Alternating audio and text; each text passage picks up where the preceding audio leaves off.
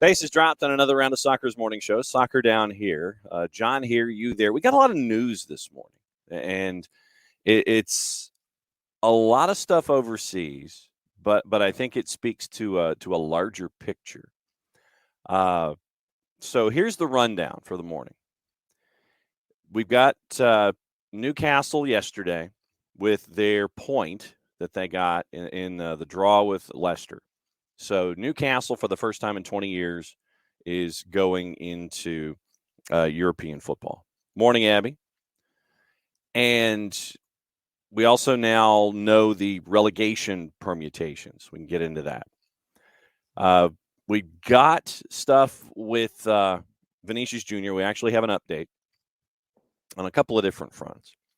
And I know that we spent an hour on it yesterday, but there's a lot to get into where that is concerned, a lot of different angles and all of that when it comes to that story.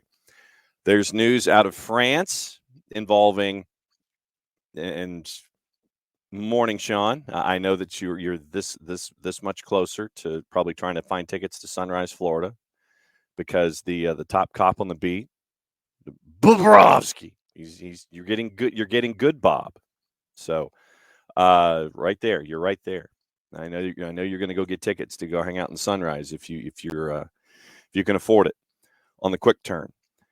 And so we've got stuff with Neymar probably being thought of at Manchester United. If that was the case, I wouldn't touch it. We've got stuff with Juve, Morning Parzival. We have now in the up and down with Juve, we're back to the downs. So we've got that to talk about. MLS 360. I know that we have talked a lot about it when it comes to Apple and what we're seeing from Apple TV with year one of the season pass. And I know that they are experiencing a lot of growing pains. I'm debating in hour number 2 to kind of have that as the second hour topic when it comes to what we've seen, what we've liked to see, because we now have numbers for the first time, because 360 was put on YouTube, which is interesting considering that it's tied to Android and Apple being Apple. So we had multiple streams. So Parzival's a fan. There are production things that, for me, that I'm still parsing through. So we can talk about MLS 360. There's some stuff with Barcelona and Shakhtar Donetsk. There's, what else do we have this morning? Spurs, Sean. Speaking of Sean, Spurs. And this was an interesting way to have it phrased, where Spurs apparently are consulting bettors to figure out how they can get to the next level and try to be like Brighton and folks like that. So it was an interesting story that popped up in The Guardian about Spurs and how they might be trying to tackle things in the future. There's that. And we've also, like I said, we got a boatload of stuff involving Vinicius Jr. So Vinicius Jr., probably the two big topics that we'll have spending a lot of time this morning are probably Vinicius Jr. and 360. But the opening kickoff, yes, and Coco, absolutely true. You've got, yes, Newcastle Champions League bound, first Atlanta United alum. And by the way, did you see the video of Miguel Almiron and his son after the match was over and after they had made the ceremonial lap and everything, and everybody's down there with their family and fans and stuff like that? And you've got and I give the fans full credit at Newcastle. for seeing Miggy's young son doing a two-man game with his dad and then eventually scoring. I thought that was cool. Sean, we can get into that too, San Diego expansion, because we have the announcement there, and Ricky is I guess he can hang his hat and please that Mohamed Mansour is an Auburn alum, and the Siquan tribe and Mansour have combined for a $500 million bid to go play at Snapdragon, and so that's team number 30 as we're on our way to 32.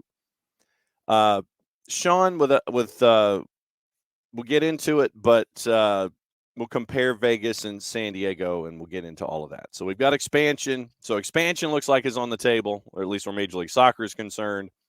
We've got permutations and computations for the Premier League, Newcastle, a lot of stuff involving Vinicius Jr., Fallout, FIFA Pro, the 3 rules, those kinds of things. So we've got all of that. But what I wanted to do for opening kickoff, that's brought to us, as always, by our friends at Kickoff Coffee and kickoffcoffeeco.com. And there's your QR code for those of you who are watching on Twitch. Once again, reminder that to use the code SoccerDownHere15, and you can get 15% off all of your investments, everything that you guys want from Kickoff Coffee. And thanks to everybody who has done stuff with Kickoff Coffee and the kickoffcoffeeco.com. I would show you the sign that I got from Kickoff Coffee, but it has been overwhelmed by more scarves. I know that you're shocked. But they, in turn, take 10% reinvested into the youth game. Very, very cool stuff from our friends at Kickoff Coffee and kickoffcoffeeco.com. Our great international emergency is over. It is absolutely over. And what I mean by that is we now know who the transplant doctor to the stars is in the sport of soccer. Requested, required reading today. I know that Nick has known about the raccoon that has been stapled to the head of Antonio Conte for 25 years, or at least it started back in his late 20s. And we now know who the guy is that is responsible for these. We now know who is responsible for the hair transplants to the stars. In Vancouver, it is a gentleman by the name of Dr. Victor Hassan. Victor Hassan. Hassan says, I've worked on players whose lives have been changed. They're able to perform at a high level when they have that confidence. It's an abstract kind of decision to have surgery, but essentially when you feel comfortable and you feel good and look good, it is tremendous to have that confidence, end quote. So it's almost like he's the Billy Crystal character, the impression of a Fernando Lamas. Because you know it is better to look good than to feel good. Better to look good, darling, than to feel good. You know, when you look good, you just look good and you feel good. So that's Victor Hassan is giving us the Billy Crystal impression of Fernando Lamas. That is what we are. That's where we at. Hassan is a hair transplant surgeon. Premier League training grounds and on players' WhatsApp groups. The names of surgeons like Hassan and his practice partner, Dr. Jerry Wong, are discussed. Hair transplants, get this. I did not know this in the research for the piece.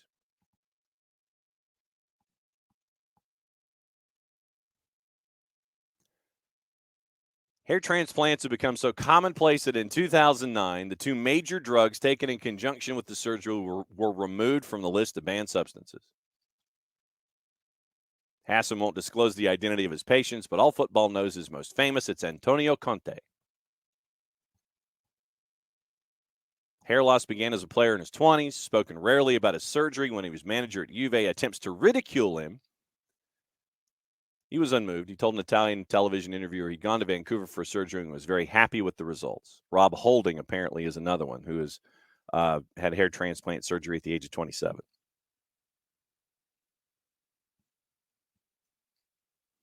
So the Wimpole Clinic on Harley Street, they have the Conte equivalent, who is the poster boy for the work of Dr. Luciano Schiaccia, and it's Rob Holding. So Rob Holding has the British version, but apparently Antonio Conte has gone to Dr. Victor Hassan and Dr. Jerry Wong in Vancouver. Michael Panayotis Kokotsis, the marketing manager, says that the Holding effect has been considerable. Rob Holding has been very open about it. So we now know the doctor in Vancouver, or doctors that have been responsible for Antonio Conte and the fine mane that he has had since his late 20s. Get this. Restoring a hairline at Hassan's clinic in Vancouver, costing the equivalent of either $9,600 to $12,900, rising to $17,700 for the zone behind it, and up to $20,000 to $24,000 for the top of the head and crown. Other considerations, such as the hair loss drugs that accompany surgery to prevent further balding away from the transplanted follicles. Wayne Rooney had his first transplant back in 2011. Inflated costs generally attributed to Rooney's transplant was $30,000. The average price of a hair transplant is around $5,000. Technology is now commonplace. So now I feel like Paul Harvey. And now we know the rest of the story. Oh, morning, Jason. I hope you're doing okay. But no, it was just one of those things that, you're kind of driving by that billboard, and it's one of life's.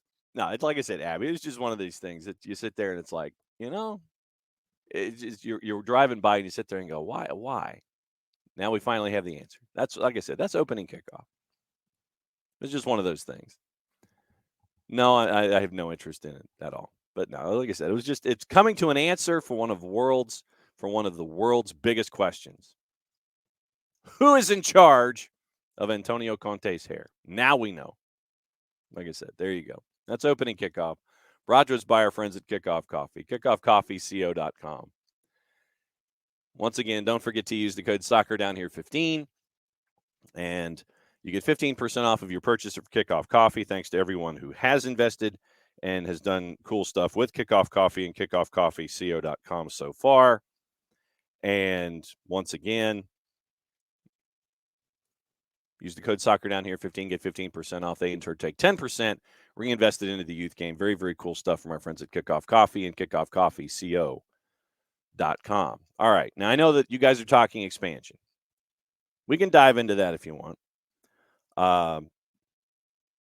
We've got the news that came out earlier this morning about Vinicius Jr. And I know that, like I said, we spent an hour on it yesterday because, frankly, I think that with all of the different tentacles that are attached to it, I thought it was important that we continue to dive into it and not lose sight of it. And there are other developments and things that we can get into there as well. And so we've got MLS expansion with Vegas, since you guys have been talking about that. We can get into that this morning too.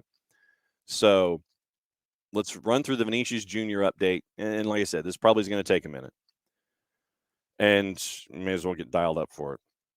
According to our friends from Agence France Presse, as we were getting ready for the show this morning, Spanish police arrested 7 people Tuesday over incidents of racial abuse targeting Real Madrid's Brazil star Vinicius Jr., including one this weekend that sparked an international outcry. Opening kickoff is opening kickoff, Alex. We always know that. We always have that monologue to get everybody all settled in. And trust me, like I said, we got Premier League stuff to talk about with Newcastle and relegation and all the after effects and all that kind of stuff. Trust me, we ain't going nowhere. We got time. We got time to talk about it. Absolutely. Spanish Football League La Liga has been engulfed in a racism scandal. This is the words from the Agence France Presse. After he was subjected to racist taunts during the 1-0 defeat at Valencia, later sent off. Player's been taunted by opposition fans since he joined Real in 2018. Latest incident has kicked up a storm over whether Spain is doing enough to stamp out racism in football. Early on Tuesday, police confirmed arresting 3 youths in Valencia for, quote, insults and gestures with racist overtones toward the player that amounted to, quote, an alleged hate crime, end quote, before Sunday's match. Game was held up for several minutes, and the referee wrote in his post-match report that shouts of quote-unquote monkey had been directed at Vinicius. Police said the investigation remained open to identify further suspects. In a statement, Valencia confirmed 3 fans had been arrested, reiterating its, quote, strongest condemnation against racism and violence, and saying that the club was acting against those involved, quote, by banning them for life from our stadium. Reserving comment for a minute. Also on Tuesday, Madrid police arrested another 4 men suspected of hanging an effigy wearing a Real Madrid shirt with Vinicius' number on it from a bridge back in January. The dummy was hung by the neck from a highway bridge near Real Madrid's training ground on January 26 ahead of their match against Atletico Madrid. Above it was a banner in Atletico's red and white reading, Madrid hates Real. Government spokeswoman Isabel Rodriguez welcomed the arrest, saying they showed Spanish authorities had zero tolerance for racism in sports. Quote, we must clearly say we are anti-racists. Spain fights these behaviors, condemns them, and does everything to eliminate them, end quote. I'm going to keep reading. The Brazilian government has formally protested to the Spanish ambassador and will lodge an official complaint with authorities in Madrid. Brazil, quote, deeply regrets that no effective measures have yet been taken to prevent the recurrence of these racist acts, it said in a statement. Real Madrid coach Carlo Ancelotti said Sunday's incident showed FIFA's racism protocol in football was obsolete. Referee Ricardo de Burgos Bengoechea activated the racism protocol after Vinicius squared off with fans, singling out one supporter whom he accused of abuse. But Ancelotti said the protocol should have been, quote, applied when the team bus reached the stadium because the insult started there. We talked about that yesterday because video is out of that. It exists. Ancelotti added, it's a moment to take drastic measures. Institutions have chances, above all now, to take radical measures on this important subject. Vinicius was later sent off in Sunday's game for hitting Valencia's Hugo Duro after the referee watched VAR footage of a brawl between the two teams. Spain's refereeing committee on Tuesday sidelined official Ignacio Iglesias Villanueva for his upcoming matches after his involvement in awarding Vinicius a red card against Valencia. During the match, Iglesias Villanueva was in charge of VAR, but the video he showed the referee did not include footage of Duro grabbing the Brazilian around the neck before the incident, which would have also been a red card offense.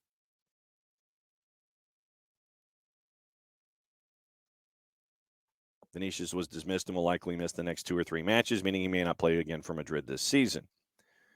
Spanish media said Iglesias Villanueva had been sacked, but the Spanish Football Federation would not confirm that when questioned by the AFP. There's growing anger in Brazil over the incident with lights on the Christ Redeemer statue in Rio de Janeiro turned off for 1 hour in solidarity for the player. Black and imposing, Vinicius tweeted of the darkened statue, saying he was moved and thanking followers for their support. But I want above all to inspire and bring more light to our fight, end quote. We bring in Jarrett Smith this morning. Jarrett, opening kickoff, we solved one of the world's most national questions. And we now know who has stapled the raccoon to Antonio Conte's head.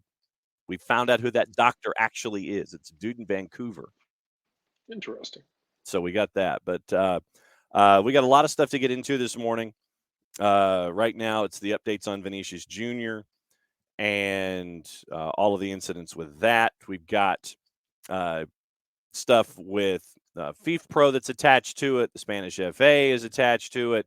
We got stuff with Juve. We got stuff with Newcastle.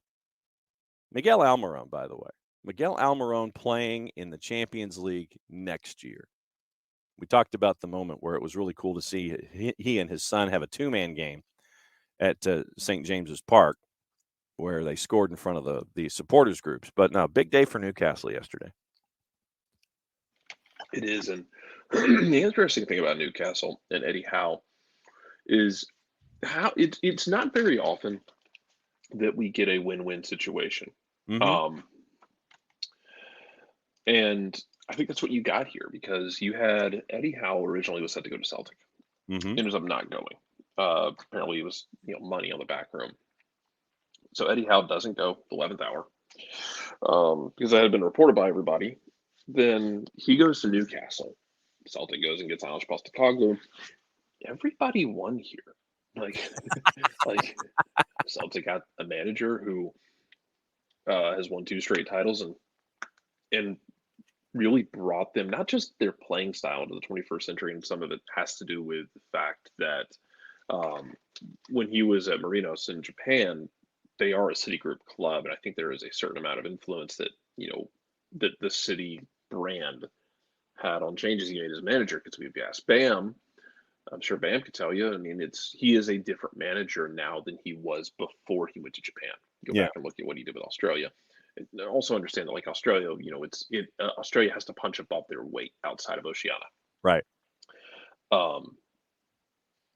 But you brought someone, but not only that, like Celtics actually trying to bring themselves into the 21st century as far as like with the sporting department proper, Right. To become a more modern club in that respect. They still have a long way to go, but they're trying to get there. But at the same time, Eddie Howe went to Newcastle, and man, it's worked really well. And I So think it's not often we get a win-win scenario for people. So I think we should acknowledge it that hey, it worked out well for everybody. well, and I think a lot of folks probably I don't know if it's conveniently forget or not what Eddie Howe did at Bournemouth, where Bournemouth budget by comparison to a lot of other folks was virtually nothing. And Eddie Howe at Bournemouth, it's chewing gum and glue, and you're having to borrow somebody else's rubber bands and paper clips by comparison to a lot of the other teams in the top 6 to try to stay alive in the Premier League. And I think that Eddie Howe doesn't get enough credit for that as a part of that foundation for his coaching structure that made him somebody that you could sit there and say, okay, yeah, that's a great hire in Eddie Howe, considering what he was able to do without resources. Imagine what he could do with resources, and you're getting to see that in year 1. And that's even surprised Eddie Howe if you ask him about what Newcastle has been able to do in this first season with him, where I mean they've spent, but they haven't spent by comparison. There are others who have spent a boatload more, because I mean you're talking about, and Alex, help me out here. Guimaraes, Trippier, Isak, Cher, Almiron, Willock. Who else am I missing when it comes to Joelinton, Callum Wilson? I mean, Callum Wilson was with Eddie Howe at Bournemouth. And so, I mean, if you were to sit there and stack up Callum Wilson, Bruno Guimaraes, Miguel Almiron, as an example, I mean, you sit there and you say, okay, well, by comparison, we didn't really spend a whole lot of money, but you're getting a whole lot of return. And I think that says a lot to what Eddie Howe has when it comes to the ideas that he wants to bring forward when, you show up at Newcastle and you're trying to get things done. It is. And to Will's point, he mentioned Stevie G. Mm-hmm. So there was argument to be had when he was at Rangers that Stevie G was more of a figurehead of a really good backroom. Yeah. And now you have Michael Beale running Rangers. Who I believe ran QPR in the past, John. Yeah. Well, no. I think Beale was wanted at QPR. I don't know if he ran QPR. But he's trying to bring that modern game too. I think as he's kind of got them playing a little better than what Broncos did Yeah. at the start of the year. which wasn't hard to No. do because they were Oh, really you're bad. right. No, he was. You're right. Beal was at QPR before he was at Rangers. You're right. You're spot on. You got I'm starting to feel like that might have been the case with Stevie G. That old Slippy was it. old Slippy put together a damn good back room of managers of Old coaches. Slippy. Yeah, Old Slippy. Very old nice. Slippy. Nice. You can either go with this. You can either the fact that we don't have an account somewhere that is talking about Stevie Gerrard and it's a picture of Slippy the Frog from like Star Fox 64 is a crime that somebody needs to fix. It's not me. I have too much to do on my plate right now as it is. But point being, yeah, like it feels like that back room was as much of a thing as old Slippy was. Yeah.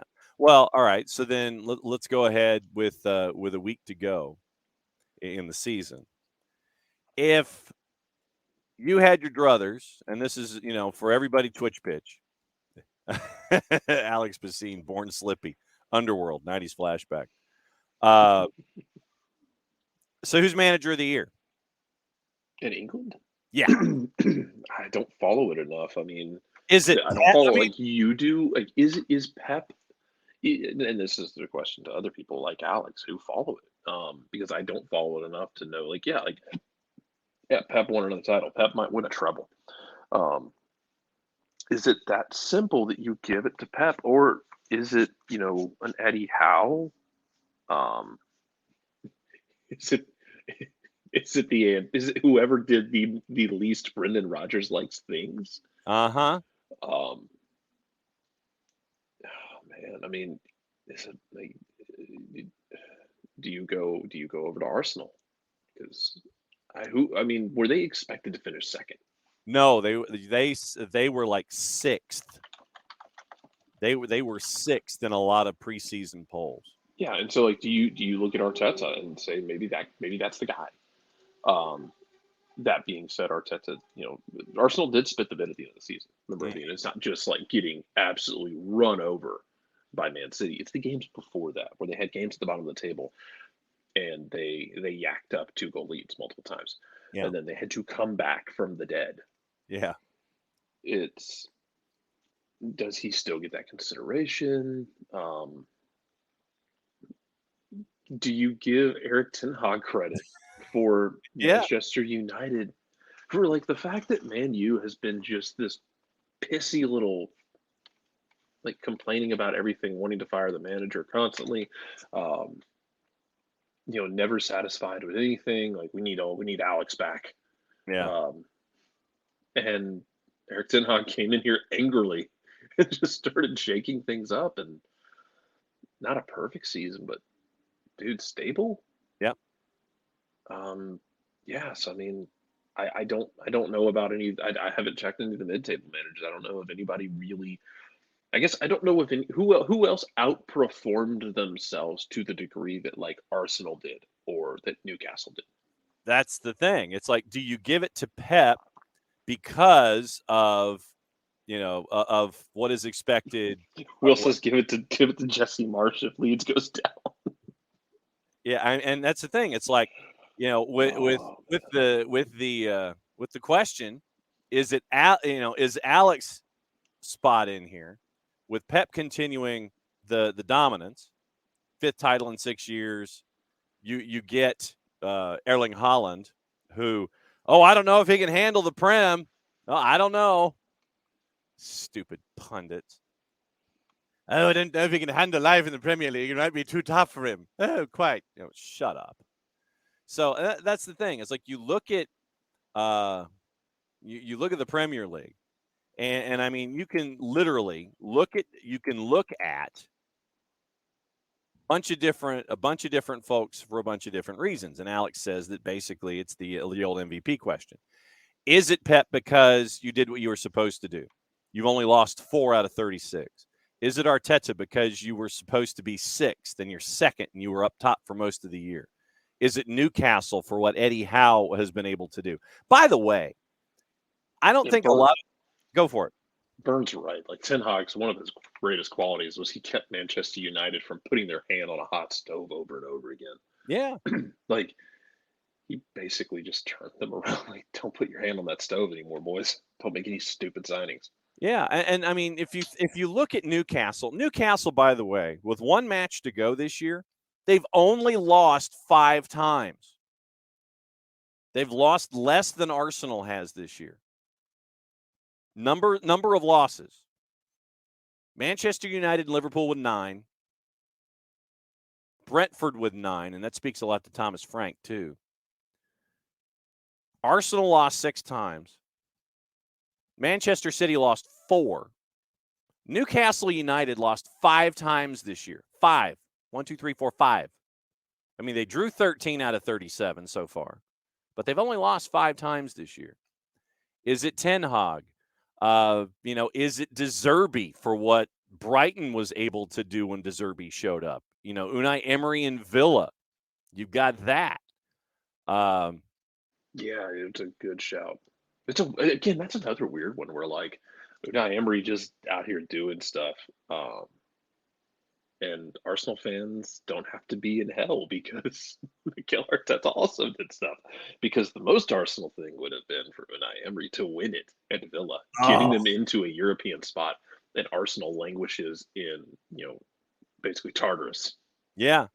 By the way, and this will be the first chance that we've had to do this morning. Happened while we've been discussing everything.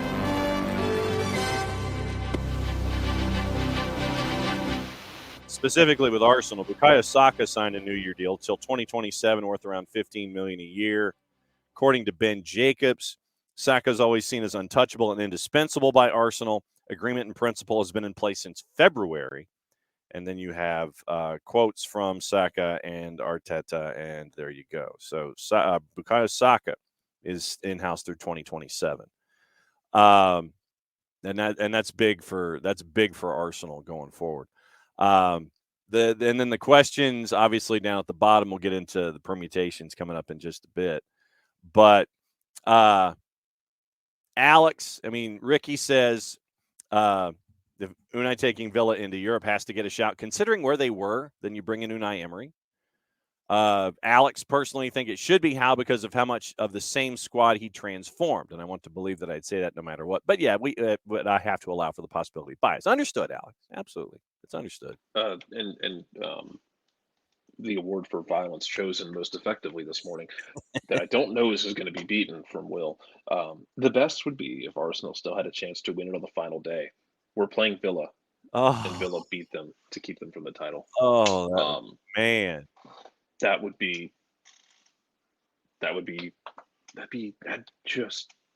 just so Arsenal. If yeah, that was the case. yes. Thankfully, Arsenal, they don't have to worry about that. No, but hey, they get Champions League.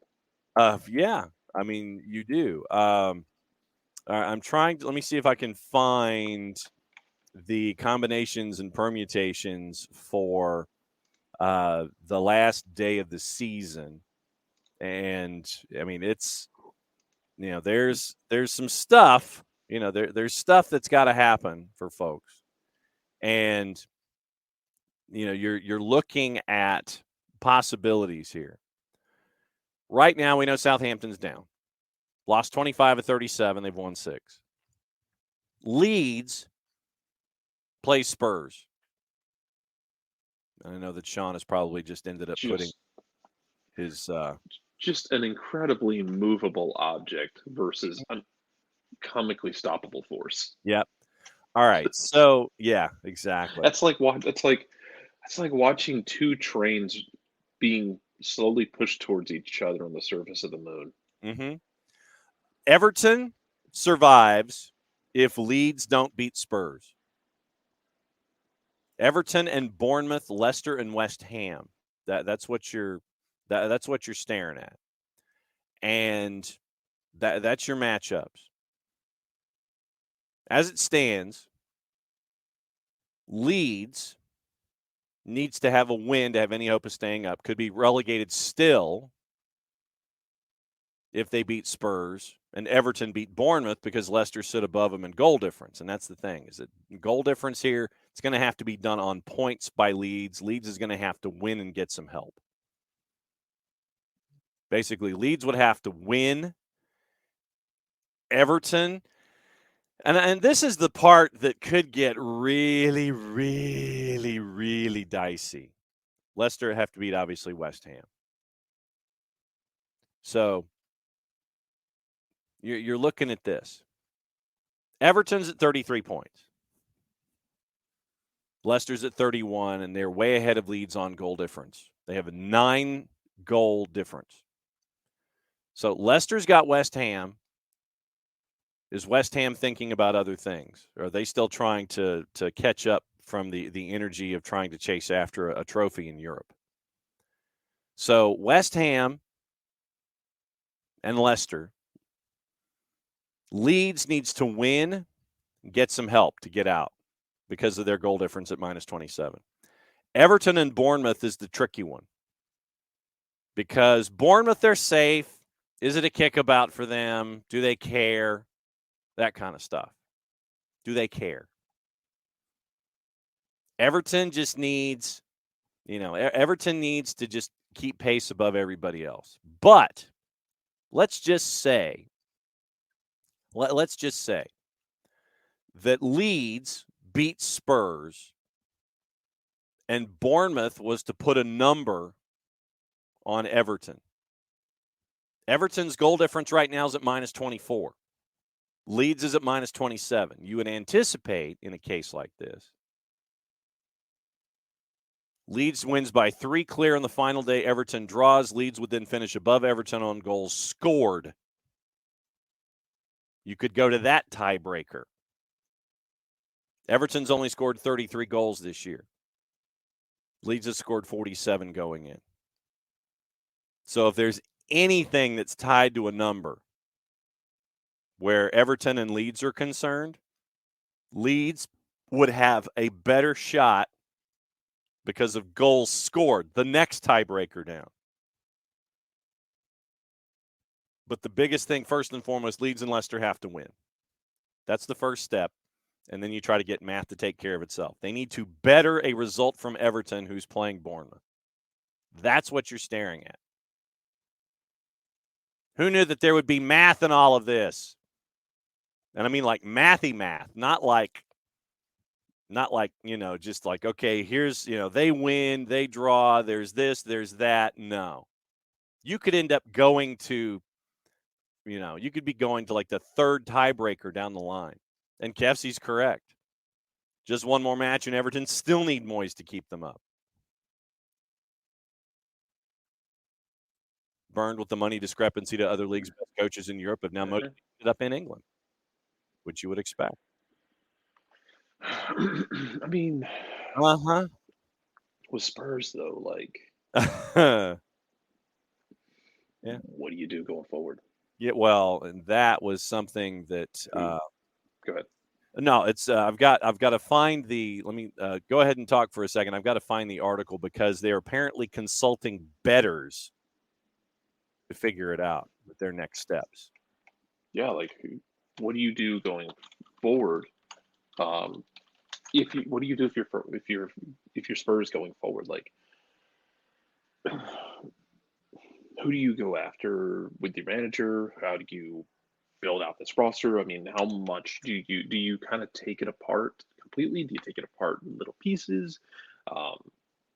Because I know you don't want to. I don't think Daniel Levy is the kind of guy to just tear things apart. Well, He's not the guy. He's not the guy to sell his $100 million players. Is what I mean. Yeah. Because that'd be real damn tempting. Mm-hmm. I know we've. I know we talked about it in the past, but feels real damn tempting if you could. And I understand, like, you could sell one of those guys for damn near 100 million, right, depending on the team. Granted, you could fill 2 or 3 or 4 spots with that money. Granted, everything in England has a price jump. Like, you grab some cat and you throw him in Spain or France or Germany, he's going to have a value. You start linking him to English teams, and we start cranking the numbers up like this is Price is Right. because it's Yes. England. It carries this higher value. It carries this higher cost. It's um, you're shopping at that point. You're going for the difference here is you're going shopping. Um, you're going shopping at a normal store like a Walmart, Yep. or you going to England. You're going to go shop at Pont City Market. Yep. You're rolling into Anthropologie for something that is not necessarily dissimilar from what you can get somewhere else. All right. So Matt Law at the Telegraph. I found the article. Daniel Levy has held discussions with betting experts over developing a data model for Spurs that the club hoped could revolutionize their recruitment. They've declined to comment on the talks, with the details and identities of those involved understood to be a closely guarded secret, as Spurs attempt to come up with their own version of the models that have been so successful at Brighton and Brentford. The owners of Brighton and Brentford, Tony Bloom and Matthew Benham, both have a history of successfully using data in the betting sector, and it's understood that Daniel Levy has held discussions with individuals with a similar background who have also applied their analysis in other fields. It's understood Levy recently missed Spurs' defeat by Villa to make a trip to the U.S., but it's unclear whether it was related to his data discussions or with some sources claiming it was related to trying to secure extra investment. Matt Law, his words directly. Tottenham have wasted millions in the transfer market over recent years, with Levy admitting that recruitment needs to improve and hiring Scott Munn as chief football officer to help with a planned overhaul of a number of departments. One of the departments likely to undergo significant change in investment is data and analytics, which is an area in which Levy has previously been reluctant to invest, having questioned its value. Levy's opinion appears to have changed by the success of Brighton and Brentford. Tottenham's discussions with betting experts are thought to have centered around using a model to analyze and assess overperforming players in smaller leagues. Spurs would face a compensation bill of at least £6 million to hire Arne Slot from Feyenoord. The club would also have to pay Feyenoord to take at least two of his coaches, Marino Pusic and Sipke Hulshoff. It's been reported Feyenoord are due to meet with Slot's agent Rafael Pimenta today or tomorrow, with the Dutch club prepared to hand him a new contract to stay. So they've also made contact with Luis Enrique in their search for a new head coach. Levy Keane now settling on a leading candidate and work towards making an appointment. So data and analytics is what you're staring at now from Spurs, trying to chase after what you've been missing. Good luck. I mean, yeah. I mean, pretty much good luck. You've got to be open to these kinds of things, and it seems that and Sean, you can help me. Sean, you can help us here. When it comes to reaction and being proactive and reactive, it seems that Daniel Levy for me is one of the most reactive individuals in the marketplace. And now he's seeing what's going on with Brighton and Brentford, and it's like, oh, maybe I should do that too. Well, yeah, I mean, you got like Brighton and Brentford doing things. Chelsea is handed the keys to Pochettino. I still don't know why Pochettino took the job. Dude, I wouldn't take that. I wouldn't take the Chelsea job or anything right now. And I say that if as a normal human being, yeah, if you offered me the Chelsea job and the money that comes with it and the buyout that comes with it, yeah, I'm taking it tomorrow because I'm going to lose my first 5 games and give up 35 goals, and then you're going to fire me. I'm going to walk. I'm going to walk away. This is the same philosophy I have for college football. The greatest job in the world would be to be an SEC coach at like Ole Miss or Mississippi State. I don't really have expectations other than like 1 or 2 games a year. It's going to go poorly. Yep. I'm going to lose a lot, but I'm still going to get like a $10-15 million buyout and then like go sit on a desk for SEC Network at like 11:30 at night. Yep. As we're wrapping up the Mizzou Vanderbilt game. Like, yeah, you handed me that job. I'm taking the Chelsea job just for money. But for some of these established managers, I guess I'm just puzzled as to why you're taking it, because like it doesn't feel like there's any stability at Chelsea at all. No, but Will says Poch is a Spurs guy. He's going to burn Chelsea to the ground and walk away laughing with his buyout. That's the thing, man. I mean, I feel, and Nick and I joke about this. It's like the toxic relationship of I can fix them. Yes. I can fix him. I can fix her. It kind of feels like and maybe you feel like you can fix them. Mm-hmm. Good But luck, that's I the but guess. that's the ego, that's the ego that's attached to it. Yeah. And I would think that you're gonna. But that's the thing in that business, in this business, you're gonna sit there and go, if you don't have that kind of self confidence, and I'll use that instead of the word ego. If you don't have that kind of self confidence, why would you be in the business in the first place? Oh yeah, it's the same thing with being a striker. You have to have a almost medically worrying level of self confidence. Medically worrying level of self confidence, he says. I know you're You're not gonna be wrong. watching Wyoming and Hawaii. Building my weekend around Wyoming and Hawaii, if that's what it is. I John and I have to decide if we want to go to Orlando to watch LSU and Florida State. Oh my God, that's not happening. Not happening. Nope, nope, nope, nope, nope, not happening. Oh man, Nope. I just mean, gonna well, have the first, boss buy you a ticket, slip you a sleeping pill, throw you in the car, and you're gonna wake up. You're gonna wake up outside of Vidalia. well, the other part of all of that is that I hate to break it to folks, but I'm kind of busy on Friday nights, and so the In the quick turn fall, nah. that quick turn of doing something from a Friday night to a Saturday morning flight. I mean, I've done that a couple of times, It's but not fun. It's really no, not.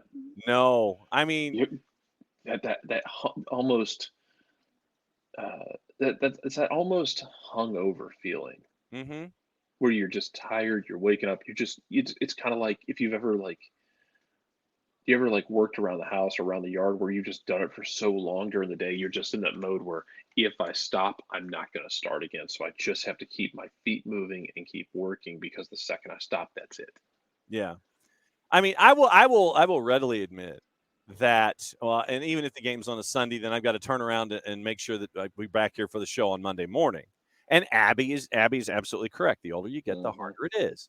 I Well, mean, it's sometimes it's the mileage as much as the years. I'm not as old as the other guys who jump in on this show all the time, but I have put a lot of mileage on my yes, body a lot of early playing playing miles on that engine. Uh huh.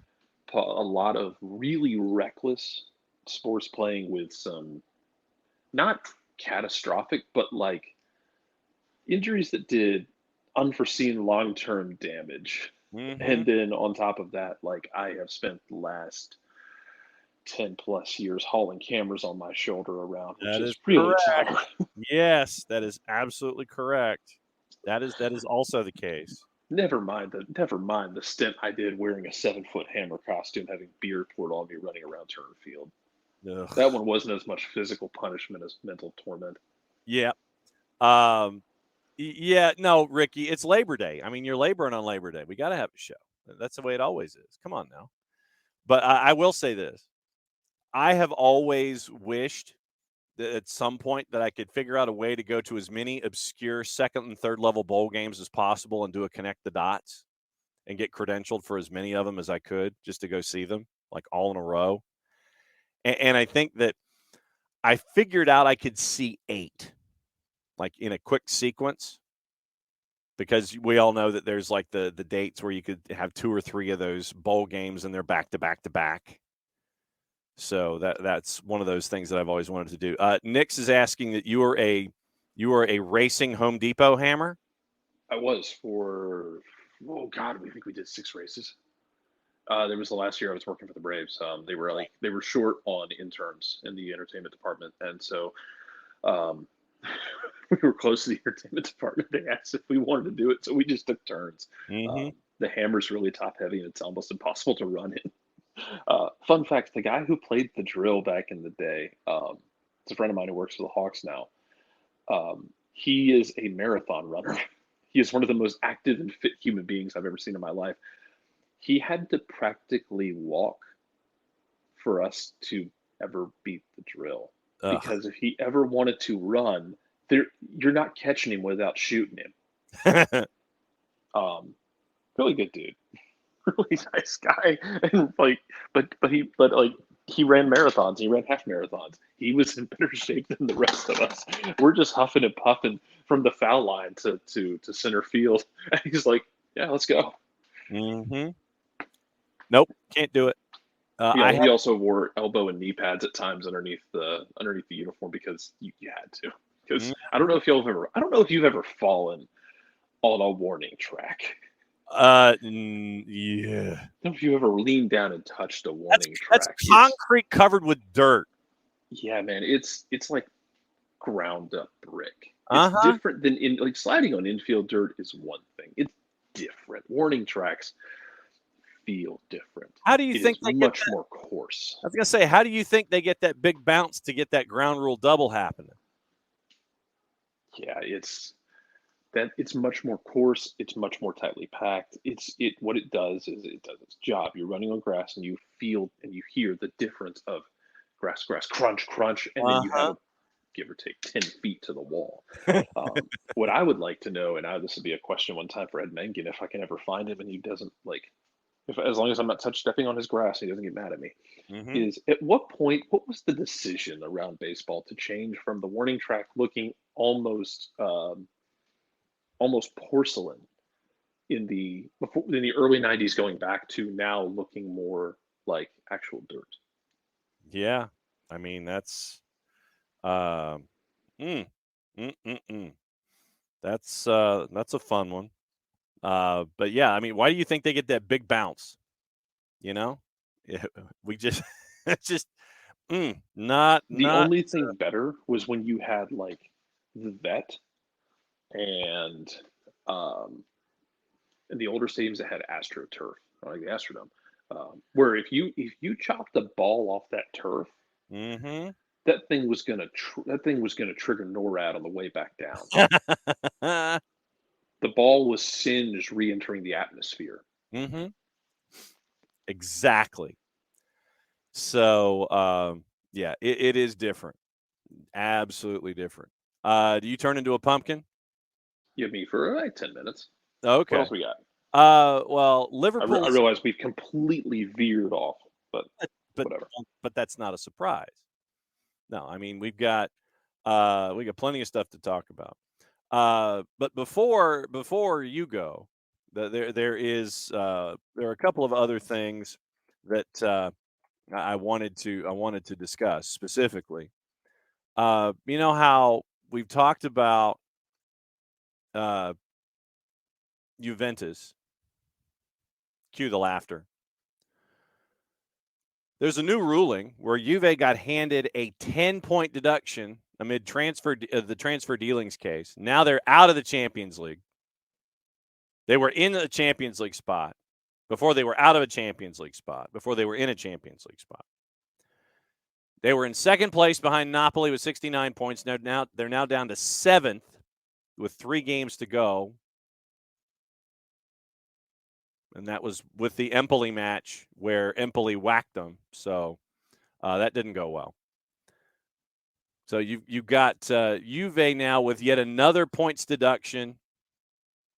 Color me shocked that something like this could happen as a part of everything going on with Juve. But Juve got another points deduction.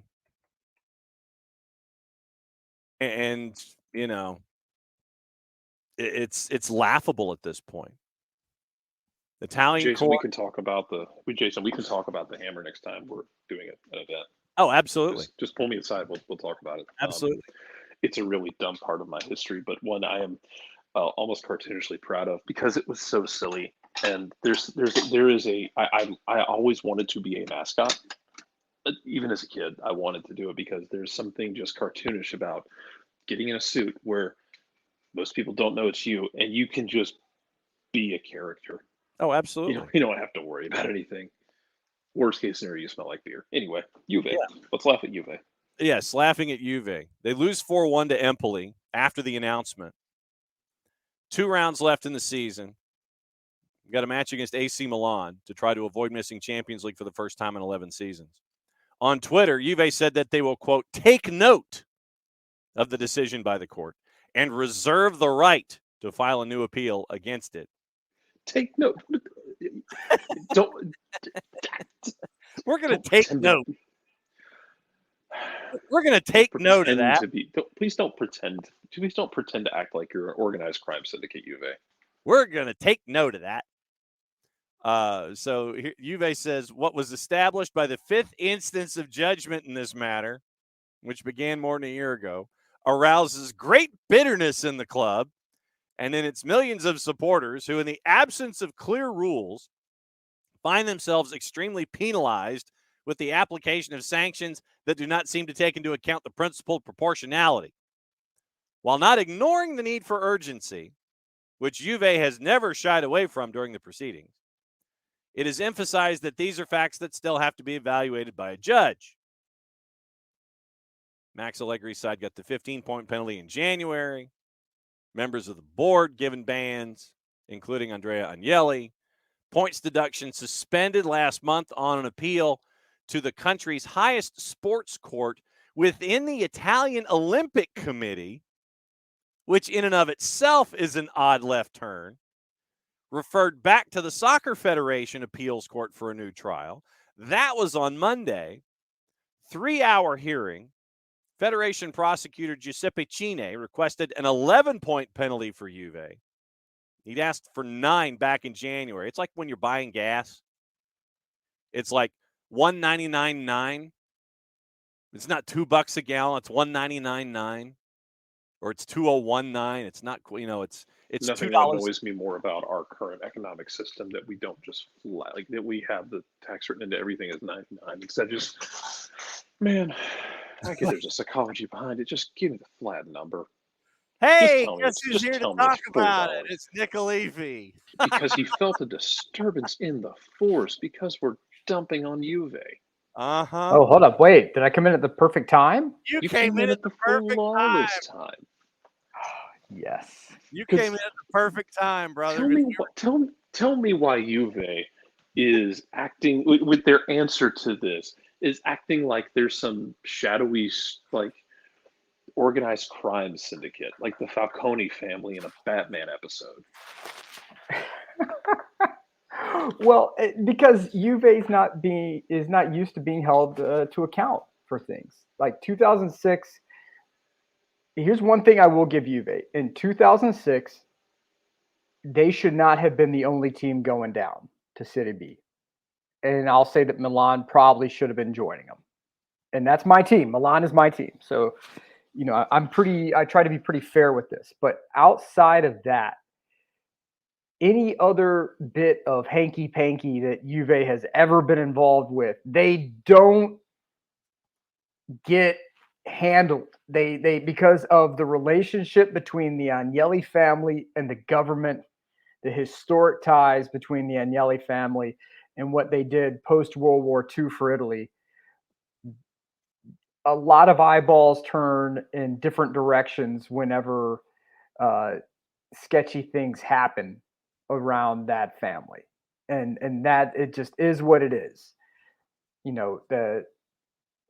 When they got money from Gaddafi, from when Fiat got money from Gaddafi, a lot of people in Italy looked the other way because it was Gianni Agnelli, and he was, we trust Gianni to do what needs to be done. But whenever Fiat first ran into issues with money, and they had a banker involved, they called him, quote, Sicilian, right? They said, oh, he's quintessentially Sicilian, because money would just appear out of nowhere, right? And yet they were the ones benefiting from this person doing this, right? But they still managed to put this other guy down. The business operation does not change from Fiat to Juve. The methodology remains the same across the board. And these guys have gotten away with it for so long that now anytime anyone comes near them, it's just terrible, right? Oh God, the shadowy hand of the authority figure is moving against the greatest team in Italian history. No, you Nimrods, Juve, have gone and completely nuked any sort of youth development. You farm them out to Serie C or Serie B, where they get just ran into the ground. Their confidence shattered. Instead of, I don't know, bringing them into the first team, letting them develop, letting them make mistakes, and letting their confidence grow. So that's on you. Second, you sold your soul literally and figuratively to bring in Cristiano Ronaldo. You paid him under the table. You paid a whole bunch of other people under the table. And De Ligt was the one dude who was like, I'm not doing this. Like, this is not how this is going to happen. And so you had some of your stalwarts. You had Chiellini texting players and saying, hey, look, this is what we're going to do. Keep it under wraps. Keep it low. Those are all got leaked. There's paper trail after paper trail after paper trail after paper trail with Juve doing this. This isn't some shadowy conspiracy. This is you guys being stupid. and it also points to a larger issue within Calcio, which is these businesses cannot operate under financial fair play. They cannot operate under financial fair play. That's why when financial fair play came into being, that Moratti for Inter got out.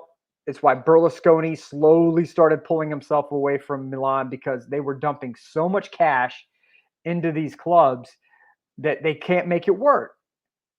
It's and not just that, but then Juve made the tremendous mistake. Two mistakes. One is they threw their weight around and they got their own individual stadium, right? So now you're automatically the special kid in the room because you've got the nicest stadium of the bunch, and everyone else is really mad and jealous. And that's one thing I will give Juve. They made the deal work. Good for them. No one else can seem to get that done. That's on them and their local municipality. But the one other thing here is that Agnelli, the younger, the lesser, pushed for Super League and pushed and pushed and pushed and pushed and pushed. We need Super League. We need Super League. This is it. Juve had no business talking about Super League. None. Zero. And the old line from The Wire rings true as ever. If you come at the king, you best not miss. And they went after UEFA. They went after the king. They missed. And what happened? UEFA said, we're gonna sit and we're gonna wait, because we know what Juve does. We know how they operate their business, and we're gonna wait for them to get exposed, and we will leverage that to the hilt. They have played their hand to perfection. And so Juve now is in a place where they have gone and left themselves wide open. All of their confederates with the Super League have left them completely high and dry. Who's coming to their aid? No one. Who else in Serie A is coming to their aid? No one. Okay. And for so long, Juve has played the vulture of Serie A, picking off the prime young talents from Fiorentina, from Empoli, from Frosinone, from Palermo, name it. They have pulled Padova as well. They poached these young kids. As a result, these other teams have no opportunity to raise their standard because the talent gets plucked away. Because the financial hardships they face, they have to sell to the bully in the room. I'm sorry, this is a comeuppance. This is not even a comeuppance. It's not revenge. It's a reckoning. In the Old West movies, it's a reckoning. And that's what Juve has to deal with now. So the 10 points docked, the timing could not have been better. Empoli, God bless them, put the stake into the heart of Nosferatu on the sideline for Juve and made sure there was not even a chance they could see, even if all the stars aligned, that Juve could sneak back into Champions League. And now UEFA is going to be dealing them another blow by banning them probably further in European competition, unless they completely remove themselves from all Super League conversation. And ladies and gentlemen, some people call that extortion. Some people call it leverage. It's encouragement. Hey, no one. This is a fight Juve picked. Don't get mad when the other guy grabs a brick. You picked a fight with somebody expecting it to be all fisticuffs, and UEFA went and got a brick. And, Guardia de Finanza's involved. They're like the tax man with guns. They don't play games. And yeah, exactly, Will. I'm just impressed that they found a spot to build a whole stadium without kicking a 3,000-year-old something or not. Exactly. And Turin would not even be in existence if it wasn't for Agnelli. Because, no, Ricky, they had to beat, Juve had to win out. From what I understand, Juve had to win out in Empoli thrashing them 4-1 yesterday. Just really killed it. So I do have a question for you because I don't think we discussed this. How much money did that family make off of the 06 Winter Games? A lot. A ton. Yeah. A ton. But here's the thing. I've talked about this before. When World War II ended, the Russians were advancing from the east, and they were gobbling up. Essentially the formations of the Eastern Bloc, right? And they were knocking on Italy's doors. They had a massive disinformation campaign going. Stop me if you've heard this one before. A massive disinformation campaign going on. They had communists. They had communist partisans who were engaging in terror campaigns all throughout Italy. And the idea was that they were going to perform a communist coup on the government, take over, and the Russians would have multiple direct access points into the Mediterranean. Gianni Agnelli goes to the United States, the United States contingent that was in Europe at the time, and says, look, you invest in fiat and help me get these factories built. I'll put Italy to work and we'll stop the communist takeover. And then you're not going to have to worry about that, because that's who Gianni fought. When he was in the Italian army in World War II, he was sent east to fight the Russians. And so he grew to completely hate the communists across the board. It also didn't help that, he understood that his family's entire legacy would be annihilated if the communists took over. But the Americans said, yep, no problem, we'll bankroll fiat. The factories sprang up all across northern Italy. They called them mushroom factories because they popped up so quickly. They had fiat schools. They had fiat. They had fiat daycare. They had fiat everything, and all because of Gianni Agnelli and his negotiating power with the Americans and keeping the communists out. Turin never forgot that. Turin never forgot that. The north of northern Italy had never forgot it. So that's why the Agnellis had so much pull in the north. And so Gianni Agnelli's dead and gone, baby. And his grandsons are nincompoops, and they have overextended their hand. So, it's idiocy. I know four-card. I don't like that Milan sneaks in to Champions League because of this ruling. I'm sort of with Jose Mourinho on this. It's like, this is so stupid. You should have just stuck with your original punishment, meted it out, let UEFA do whatever they're going to do. There's no way in the world that I want Milan in there. I want Milan in there with authority. I don't want them sneaking in the back door because Juve did Juve things. That's not how I want it done. That's just me there. It's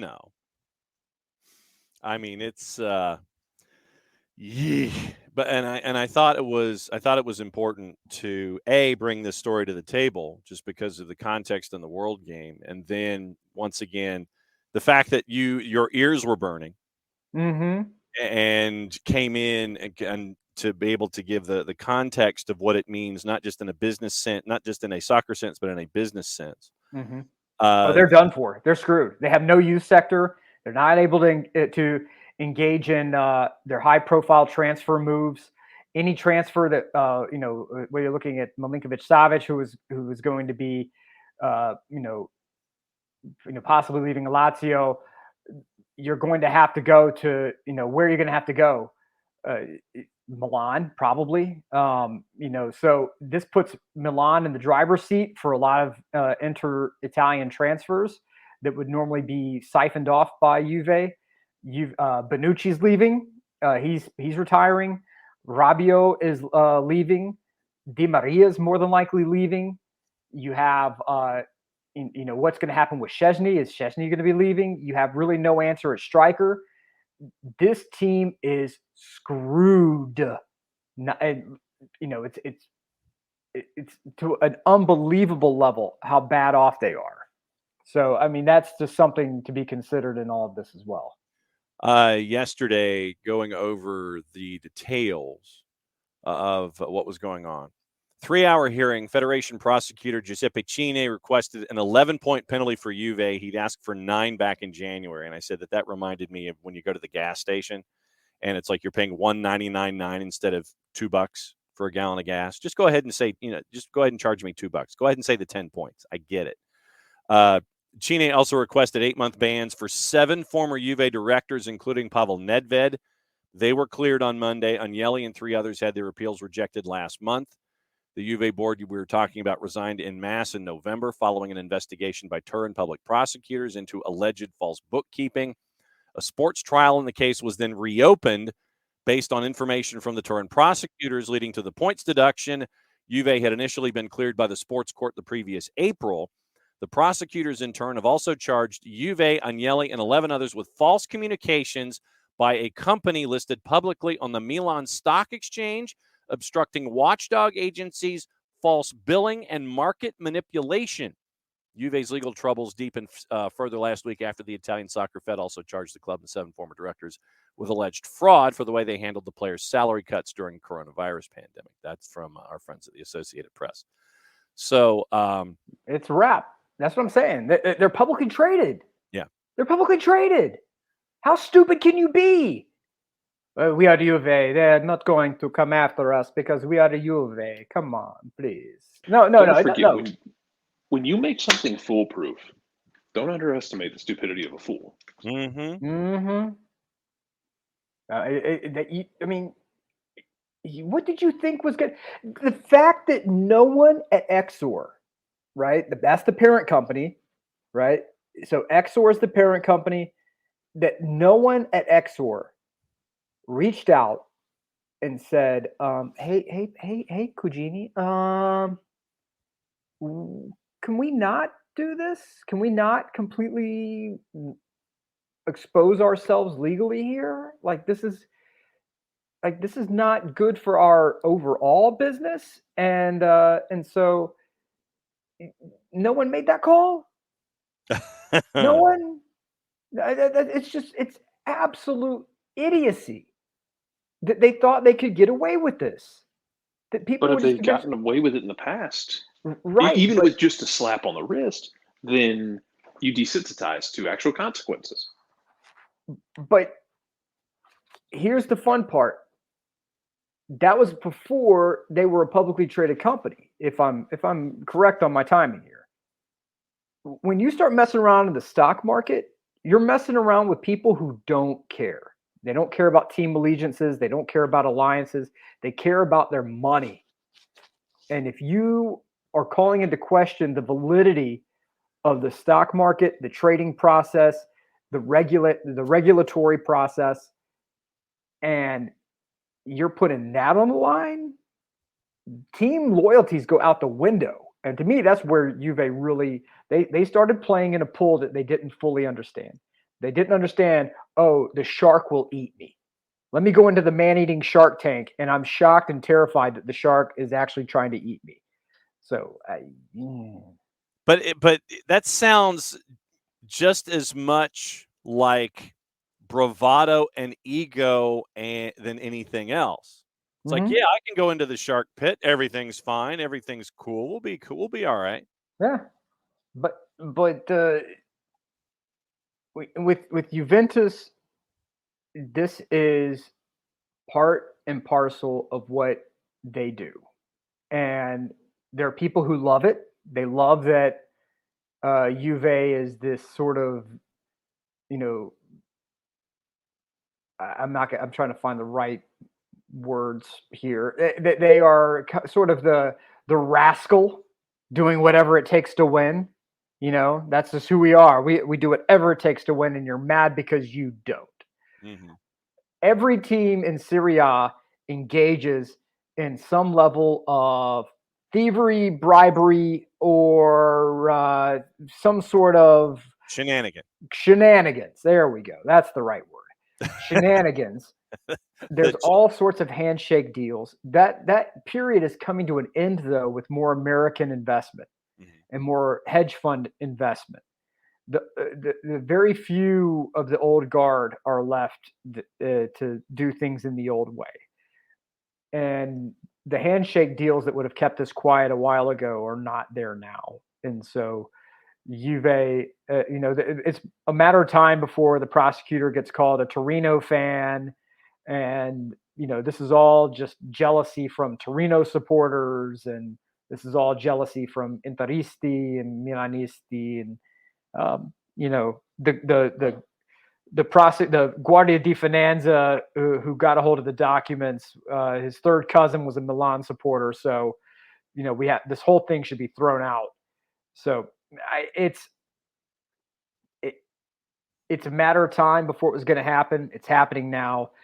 And if Juve had been smart about their youth sector and not turning things over to Allegri, who only insists on starting people north of 28. I think he has a couple of guys below that, but blowing up the youth sector, completely ignoring any sort of player development for years, engaging in really terrible transfer policy, just getting, this whole thing of we're going to get guys on free transfers left, right, and center.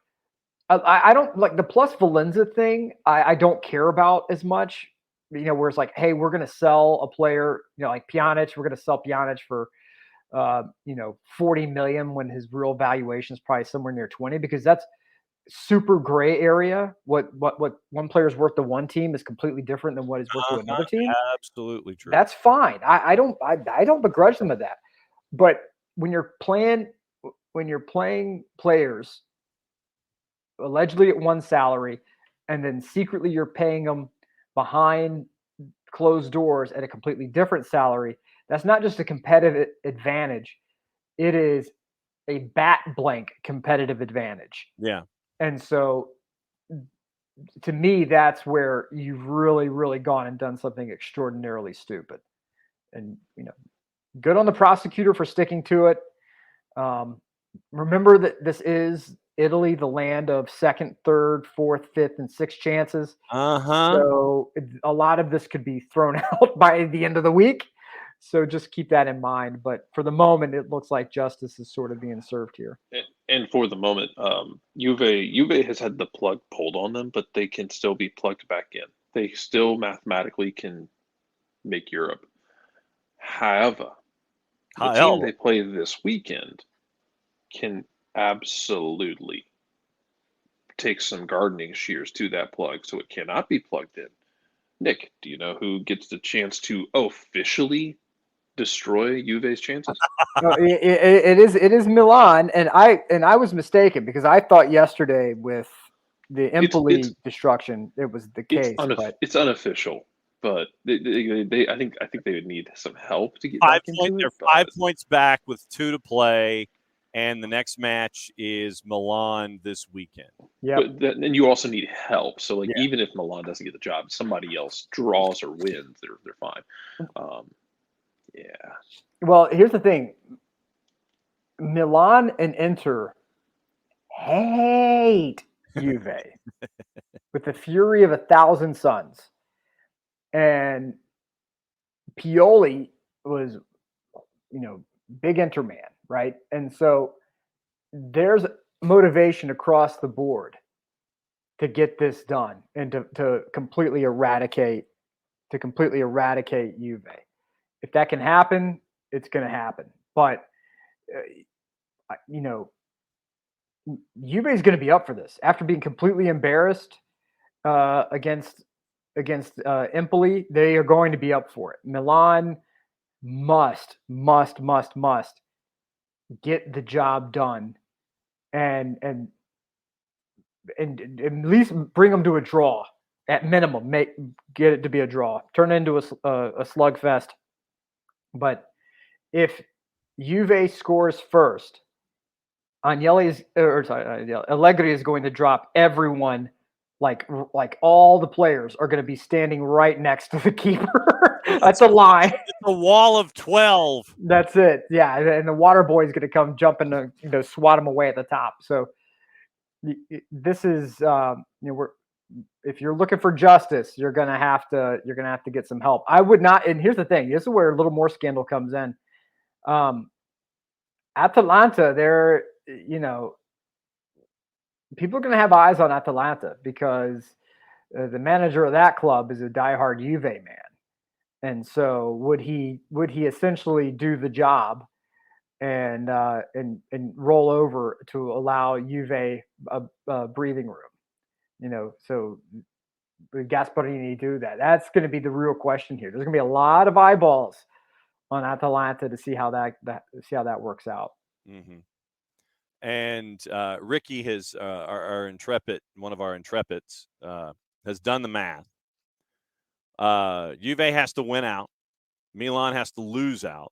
Atalanta Roma would have to not get full points. So that's what you're staring at when it comes to the end of the end. The end of the end for Juve for this year. Man. How you doing? Welcome. I'm doing great. Welcome to Juve, brother. And For opening kickoff this morning, Nick, we solved one of the world's most great mysteries. What is the world's great mystery here? We know the name of the doctor that fixed the muskrat onto the dome of Antonio Conte. Okay. Wait, hold on. The hair doctor? Uh-huh. Yeah. Okay. The dude actually exists. We know the name. Uh-huh. It exists. It's a guy out of Vancouver. There was a big article that was done in the Telegraph on it. Great. Good for them. Good for them. Look, you do whatever it takes to make you feel like you're living your best life. Mm-hmm. And if that means that, you're like me and, around the age of 23, 24, you start noticing, oh God, it's like a deforestation project on top of my head. And then by 26, you're completely shaving it off. That's great. Own it. Mm-hmm. If you feel like you need to go get a dead muskrat staple gun to the top of your head and get like platelet treatments for the rest of your life on your dome because you feel like you need a wonderful hair, have fun. Mm-hmm. All I'm saying is Jeff Bezos could buy the damn moon if he wanted to, and that man's bald. Mm-hmm. There ain't no hope. I've seen anytime these guys go and get their hairline kind of reestablished, yep. It just looks terrible. It looks like some real B-movie makeup action happening. Yep. And then when you grow your hair back out, you have to go do these laundry list of treatments for the rest of your life, or it starts falling back out again. Yeah. I have neither the time nor money or the desire to do that much work when I can just shave my head and call it good. There you go. Okay. Yeah. If Jeff Bezos is bald, there's no cure. Okay. Because if there was a cure, Bezos would be rocking like some ultra luxurious hair. Like, who's an actor that has like unbelievably good hair? So who's got good flow these days? Oh, Keanu's got good flow. Keanu's got good flow. Chris Hemsworth. Yeah. Who's the cat from Moon Knight? Oh yeah. Who's the cat from? Yeah, Oscar Isaac. Oscar Isaac has amazing hair, right? But you're not getting. What are you gonna like? Okay, I had one doctor who I used to do jiu-jitsu with who tried to get me to do this, and he's like, "Yeah, we do this like platelet separation and all this," and I'm like, Okay, but then I got to take drugs. Yes. Okay, for like how long? He's like, well, you got to keep it going to keep the hair. I'm like, no, I'm good. Mm-hmm. I'm ambitiously lazy. I'm not doing that.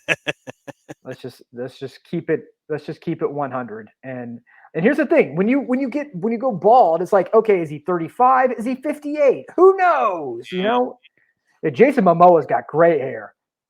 That guy's got great hair. Yeah. So, that's the whole thing. Is that Telly Savalas? It was somebody I grew up watching on Kojak. And he was he was pretty suave, pretty debonair with the bald head. He owned it. And that was a time when there were not a lot of bald actors. Yul Brynner was, bald guy, owned it. And, if you look, but honey child, listen to me. If you got to go get that stuff done, whatever it takes for you to feel like you're living your best life, go for it. Yep. It's just not my bag. Basically all of those guys from the Samoan wrestling families, if they grow their hair out, it's luxurious. Yes. Roman Reigns has amazing hair. Yeah. And remember that Roman has gone through cancer treatments. He has. So anytime anyone gets mad about Roman Reigns, Roman Reigns is tougher than you are. Mm-hmm. Yeah. Like he was doing shows in the middle of like at the beginning of COVID when it was pretty much believed that if you had any sort of pre-existing condition at all, you were dead. Mm-hmm. And Roman's like, nope, I'm out there wrestling, man. Let that man run with that title reign. Yeah. Put the business on his back. Mm-hmm. Luxurious hair and all. Even the Usos, man. The Usos have really good hair as well. Mm-hmm. So there's all of that. Let's see. What else do I have? Oh, Neymar to Manchester United. No. Did you guys hear about that? Yeah, it's stupid. Vern and I literally just talked in the last hour about how Erik ten Hag had stopped Manchester United from making stupid decisions. Well, I mean, and there are your standard conflicting reports of yes, that's happening. No, it's not. Yes, no, it's not. Yes, no. If Manchester United knows what's good for them, the answer is no, and run like hell the other direction. The man physically can't survive playing in Ligue 1. He can't survive playing in Ligue 1, and he can't survive, with that schedule. Who on God's green earth thinks he could survive the English schedule? I don't mean like physicality of play and all that, because Ligue 1 is like underrated from a physicality perspective. But you're talking about playing your normal schedule, Gummy Bear Cup, FA Cup, Champions League, should you get back there and do all that stuff, and then whatever else, right? Like all the other competitions that you would have to be in. That man, you're buying a sports car. You can't drive it all the time. You're keeping it in the garage, except for limited situations. Yes. Mm-hmm. It's a Ferrari in Minnesota. Yeah. You're driving it for 3 months out of the time, and that's it. Other than that, it's parked. Do you guys have Apple TV? How do you guys watch MLS? Do you guys have the Apple TV? Yeah. Okay. World Soccer Talk came out with a story. Christopher Harris came out with a story. And we now have, for the first time, MLS 360 viewership numbers. So it's hard, obviously, with metrics and things to figure out what they are. Obviously, early on, Apple and MLS, very, very tight-lipped about sharing any kind of metrics for the season pass streaming service. Uh-huh. Christopher Harris says, in fact, no data has been made available since launch. However, despite trying to keep performance numbers secret, even though Netflix does reveal numbers, there is a metric that is now out there to share. And it's MLS 360's viewership numbers for season passes for the season pass whip around show after the YouTube debut. To date, since debuting MLS 360 on February 25th, every episode of 360 has been available on MLS Season Pass as well as for free to Apple TV+. However, on last Saturday, the program was also made available free to Apple TV and YouTube viewers. Okay. Live coverage, about 4.5 hours. And we now have numbers, at least for this instance of MLS 360. Okay. As of Sunday night, The live and on-demand broadcast of MLS 360 on YouTube was watched 19,682 times. That's just the YouTube number. That is not a season pass number. Okay. That is just a straight-up YouTube number. And since we're discussing YouTube, I'm going to go onto the YouTubes and see if the number has increased since the article was brought out in the first place. So let's see if we have okay, so it's got over 22,000 views in the 2 days, and it was a 5-hour, 45-minute extravaganza, and it has been viewed 22,000 times. Okay. So you look at that, and we look at MLS 360 so far. We're at the, we're basically the season's like doing NASCAR at Pocono. You've got a third, you got thirds, you got two turns, and it's a tricky triangle. After the first straightaway and the first turn of MLS Season Pass and MLS 360, Nick, let me go to you first. What are your impressions? And guys in the Twitch pitch, go ahead and let me know what you're thinking here as well, because it's part of the discussion. What do you think about the presentation for Season Pass to date and MLS 360 to date? I don't like the unified start times.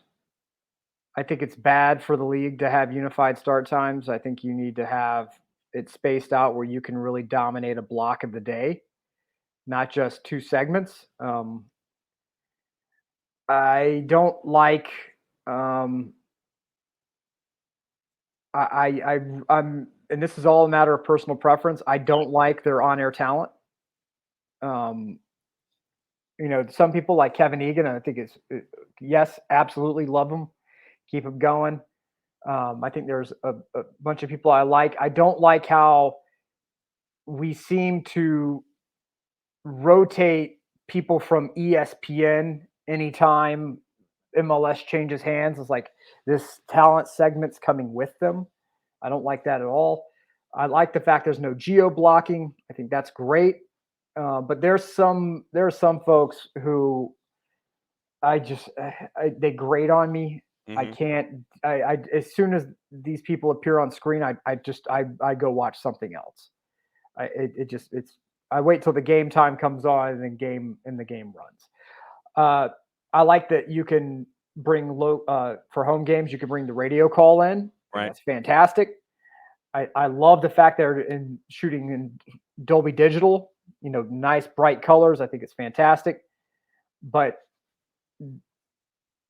give me more start times than that. The family, if you have a family right now and you're an MLS fan, it's hard to get younger kids to the games because you have a 7:30 start time, and that doesn't work if you have like 6, 7, 8, 9, 10-year-olds. It doesn't work. So, I think there needs to be a little more consideration. If you're, not everything's just for television. Make it so families can still attend these games, because if families can attend the games, that's more butts and seats. It's a better visual product for you. And that, to me, that's a better trade-off than just, okay, we have everything going at 7:30 start time. No, it doesn't work for me. So short story long, there's room to improve. Really like what I'm seeing so far. It's better than Fox and the carnival barkers that Fox installed there for a while, the rage merchants. And I think it's better than ESPN because ESPN buried it, and they also had a few carnival barkers on their end as well. Jarrett, what do you think so far? I want tweaks to it, not wholesale changes. I understand the concept when you're doing the NFL style where you're going to be uniform throughout the day, but what you need to figure out at some point is you don't have to run all of them that time. We talked about this last week, and I'll reiterate it. This is the summer. Only the true degenerates among us are going to be watching anything on the daytime in the summer, and it's probably college baseball and college softball. On Saturdays especially, and Sundays. MLB can't figure out how they want to do everything. Like somebody mentioned this week, if you wanted to watch the Yankees this week, you needed 5 separate subscriptions They were on Yes. They were on Peacock. They were on Apple. They were on Fox, and then they were on ESPN. It's nice that everything's in one place, but you can spread out the schedule and you can have a bunch of games at 7:30 at night, but have a game at noon. Have a game at 3 p.m. Have the rest of the games at 7:30. Grab one of those games, depending on how the schedule shakes out. If you've got a week without midweek games, have a game on Friday night. Hit that Friday night audience. If you want to have one on Sunday afternoon, to catch the just left lunch after church crowd at 3:30, go for it. But I would and you don't have to just swarm the entire Saturday schedule, but put like one game at noon or 1 o'clock, one game at 3 or 4, one game at 7, or then the rest of the games at 7, 7:30, and then stack it from there to 8:30, 9:30, however the time zones have to work. I'm fine with doing a slew of your games at that time, especially if you get quad box set up. It makes it a lot of fun. But take more of the day, because that day is there to be taken, especially until the fall. We're 95 days away from college football, which will dominate Saturdays in large chunks of this country, especially the South. But it's there for the taking. So please take more of Saturday if you are capable of doing so. You will get younger fans being able to go to games. And yeah, you'll have festivals. I mean, you'll have like Dogwood festivals and whatnot. You're competing against Cherry Blossom festivals in DC, all of that jazz. But take more of Saturday. It's there for the taking. There's no one really going to fight you unless, again, you're a sicko and you're like, unless you're like me and you're watching Stony Brook play baseball, or Indiana, who had the Big Ten Player of the Year in baseball, I think, as a freshman. Yeah. Hell, UCLA lost in the softball regional. You know how wild that is? Like UCLA getting knocked out is like it's like if you had a round of 16 college football tournament and someone KO'd Alabama. Now, I get Oklahoma's been a dominant force in softball, but UCLA is always just kind of they're just always there. Yeah. So you'll get fun stuff like that, but like the rest of the weekend's open for you. Take it. If you can do a Friday night game, take it. And I get it, the schedule compression is going to hit. You have Open Cup tomorrow night, which we'll go over tomorrow. Yes, that is true. Stretched out a bit, man. Let's see. Ricky's looking for Kevin Egan to be a permanent replacement. Nix is not a fan of Kalen Kyle. Jesus. I do like Kendra Esteban. Oh, Kendra. You mean in all caps, Kendra D. St. Alban? Yeah. Yes. Yeah. Ricky loves Susanna Collins living her best life on morning footy. Would have liked to have seen her on 360. Why there's not a Sunday game every week is stupid. Kevsy's looking for replays. Burned. 22,000 views is not very much. The Women's Champions League free coverage on YouTube gets many more viewers. Trying to find individual game numbers, couldn't find it. But cumulatively, they got 20 million viewers for the group phase. And, Burned is like, didn't even know it was on YouTube. Just watched it on Apple TV. I think Burned, it was a one-off. I think they wanted to sit there and say, hey, look what we have as a part of our free weekend during normal circumstances. Watch this here over on the Apple TV side. It's not advertised. Like, they have not done the advertising part of it well. I like the idea of the structure. I like that you tried something. I'm cool with that. But go ahead. Sorry. No, man, you're good. I like that you have tried something different. However, you got to advertise this stuff. You got to get it in front of people's eyes. And you got to have, and this is one of John, you and I went over this last Thursday after the game when I went on a manifesto at the top of the hour. Yes, about the way people cover the game in this country, about how the U.S. Open, the MLS's back tournament was covered in such a cynical way by the national press, who had more fun retweeting the MLS's Back Insider burner account that was making things sound like it was always about to fall apart. And then when it stopped falling apart and everything went well, that account went silent and everyone pretended like it didn't happen. You got to have people covering it and talking about it who not only love the game, but want to see it succeed in the league and want to see it succeed in the country. We talked about this, like you can have fun and call this league dumb and beautiful and chaotic because it is. You get it. There's a reason we talk about never betting on MLS. Yes. Mm-hmm.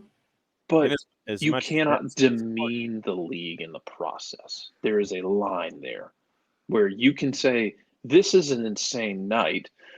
Atlanta and Chicago, and Nick, I know we haven't talked about it much, but like it to me, that Atlanta-Chicago game was the perfect watch if you were a neutral. Yep. If you were a neutral, that was an amazing game. But you need people who are going to talk about it on the TV, in the print, wherever, online. Talk about it with love.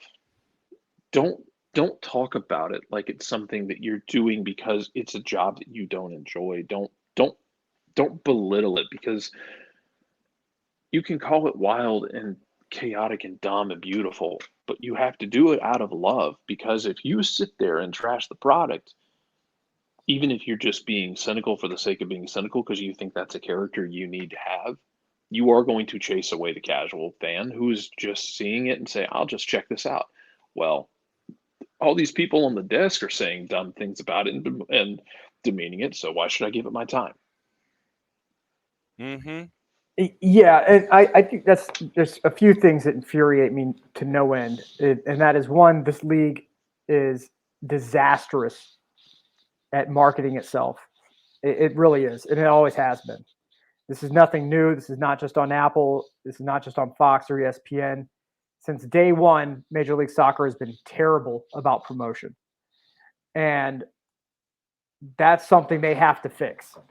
And I think Byrne nails one thing crystal clear in the chat, and he said, one thing I don't understand is that Apple said that they want to promote MLS internationally, but the start time means nobody in Europe will or can watch. Mm-hmm. You are like, there's a reason why I was able to have conversations with the Japanese client years ago about the Nippon Ham Fighters and the Hiroshima Carp and the Giants and of Japanese baseball, because I was an insomniac.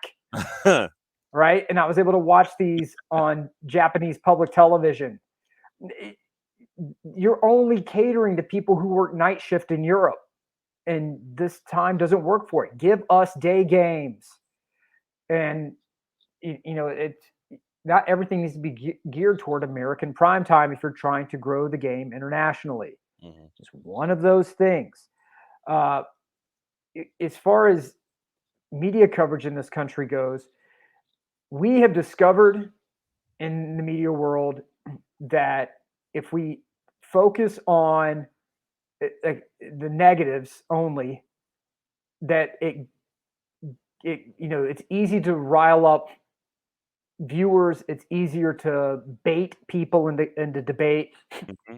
Alexi Lalas has said this repeatedly, openly, that he plays the role of the wrestling heel during his broadcasts. That is, it doesn't matter if you boo him or cheer him, you get the reaction.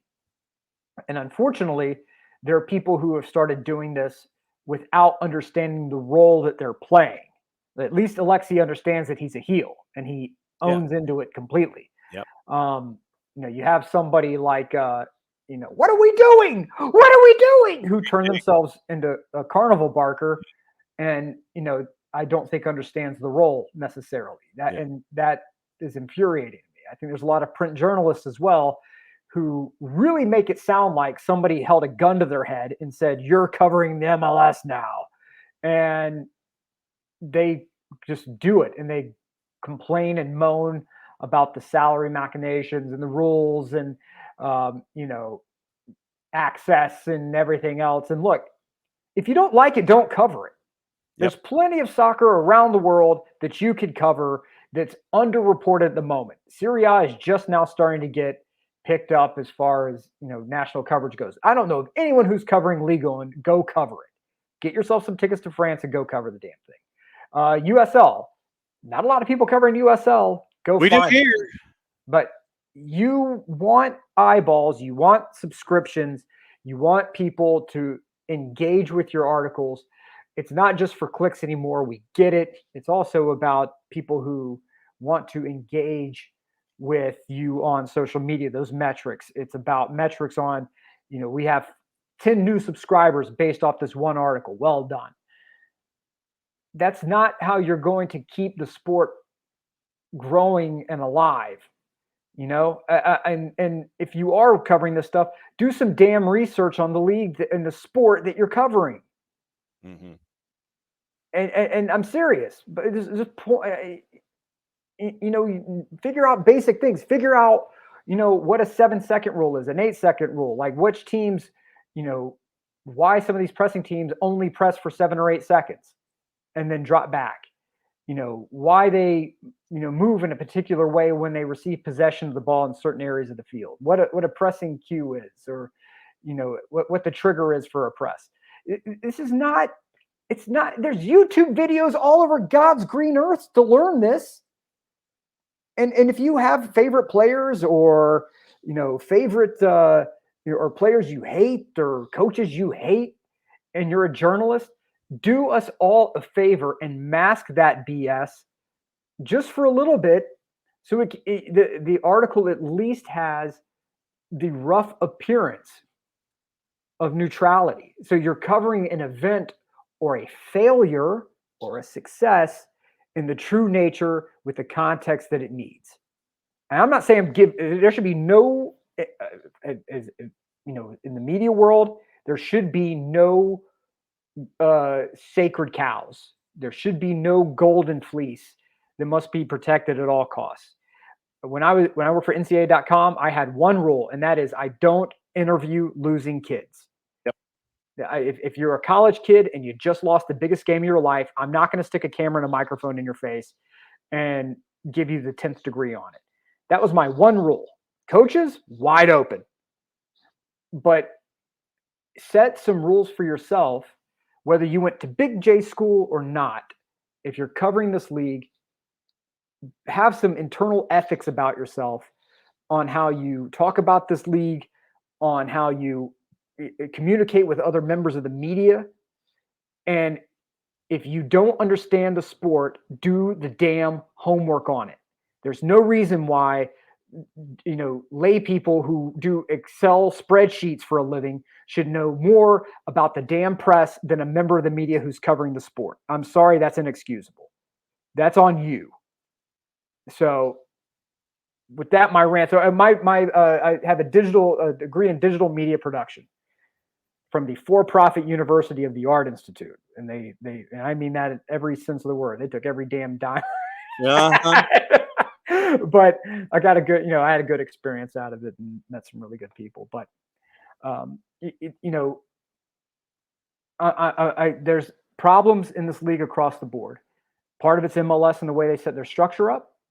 But there's also a reason why MLS was one of the leagues that came out of the pandemic in the best financial position out of even the big boys. Mm-hmm. Journalism in this country across the board needs a massive overhaul. We need to return to some level of neutrality, covering things with a fair and even hand, because that allows you to cover the bad stuff and get more attention when you cover the bad stuff, because they know it's not just carnival barking. Yeah. Come look at the man who sets himself on fire, for the 15th time in a week. Yeah. Cover some of the good stuff. My God. Mm-hmm. It makes it give your articles more punch. Yep. Speaking of good stuff, Tormenta set to host the annual Carter Payne Bowling Fundraiser June 5. And go to tormenta.com and be a part of Tormenta. If you're in the area, and if this would be something that you would be willing to spend a few dollars to add to the coffers for Carter David Payne, WSAV.com has a good article up on it. So their second annual bowling fundraiser is on July the 9th. He died July 9th of 22. June 5th is when they're going to have their bowling fundraiser, the CP2 bowling fundraiser in in the Statesboro on June 5. So very, very cool stuff there. For me, when it comes to 360, and like I said, this literally is nitpicky, But when you're in and it started out one way, then they drifted in, and then they've drifted back, and they're still trying to figure out the happy medium, I guess. Initially, when you had everyone from MLS 360 on set, and they would do the live look-ins at games, they would turn around to the large bank of monitors behind them, and they would watch the match with you.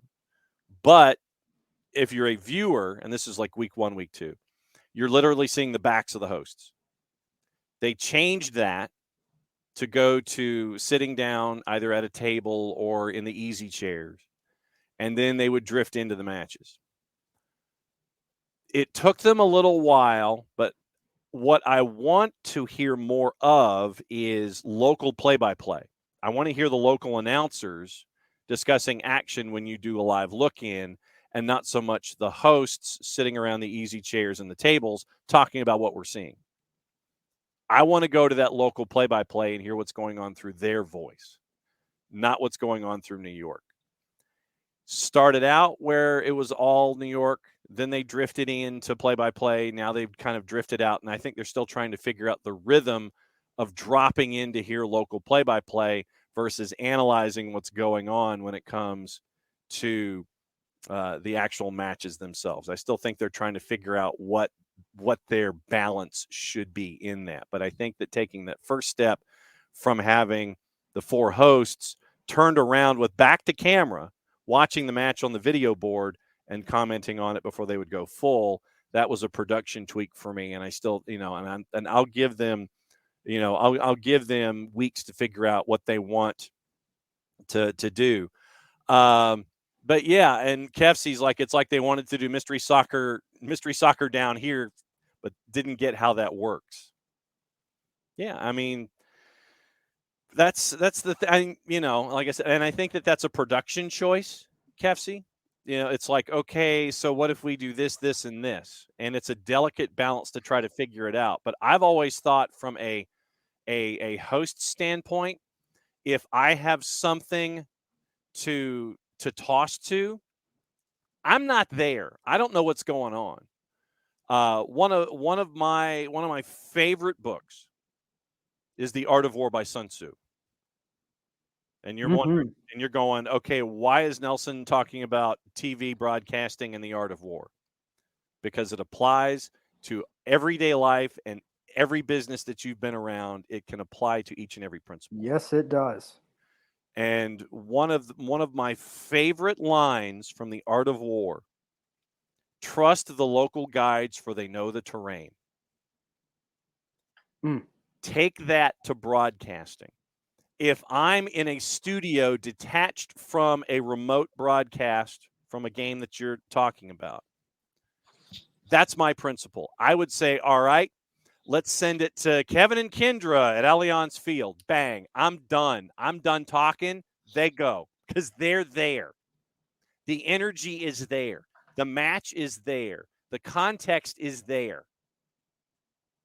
So my first thing would be to lay out as quickly as humanly possible. It's like, all right, we're going. Yeah, Nick's Golasso show on CBS and Paramount does a good job on the look-ins. Some talk over some of the sounds of the game. And, and that's the thing. Lay out. Send it to it.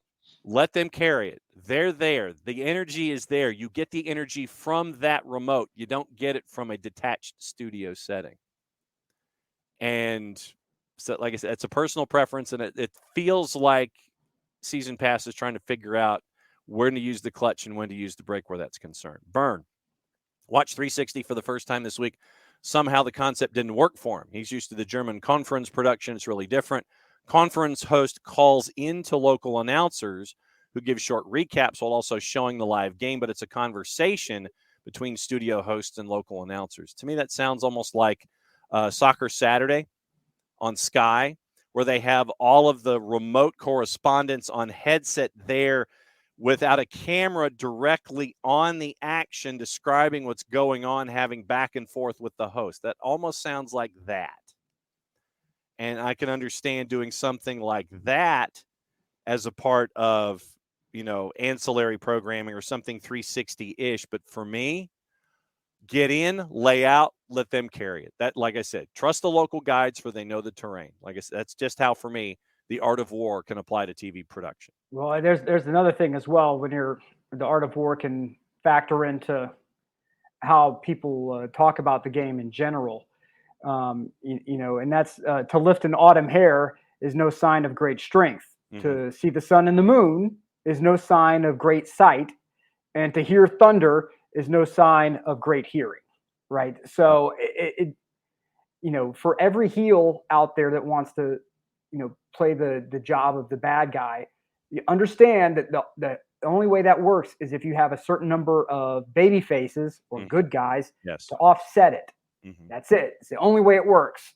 So if you're going to have a bunch of, people out there who spew negativity nonstop, please make sure that you have enough baby faces to counteract it. But that's fine. Yeah. But I think the Mannings do a great job if you're looking for an alternative viewpoint of calling a game. Mhm. I think the Manning cast is spectacular. I don't know how that would necessarily translate to soccer. I would be excited to see someone try it and do it well. But yeah. Well, and there was an article that came out, and I forget who pieced it together. It might have been Richard Deitch over at The Athletic. Deitch went into the analysis of the Manning cast, and one of the major tenets of the Manning cast being a guest is that you have to love football. Mm-hmm. You don't get to promote your tequila or anything else that's there. You've got to love what's going on in the sport. Mm-hmm. And that's like the number one thing for any guest that drops by. Nothing to do with a product to promote or a book or anything like that. You've got to love the game.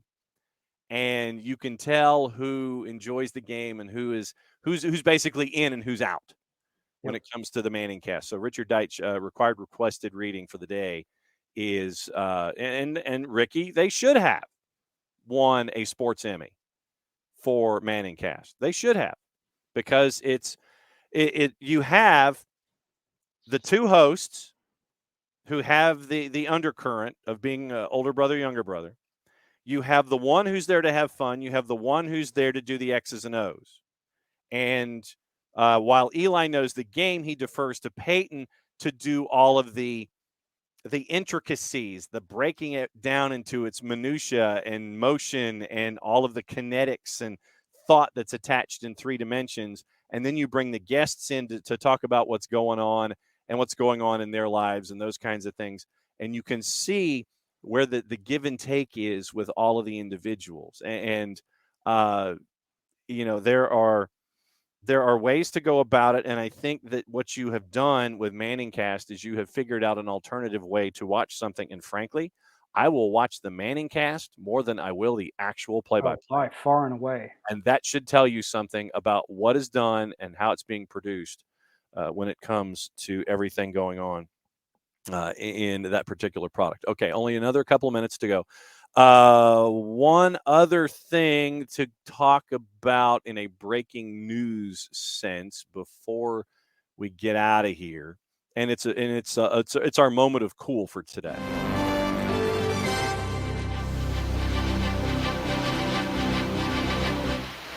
The roster's out of the 20 players for the U.S.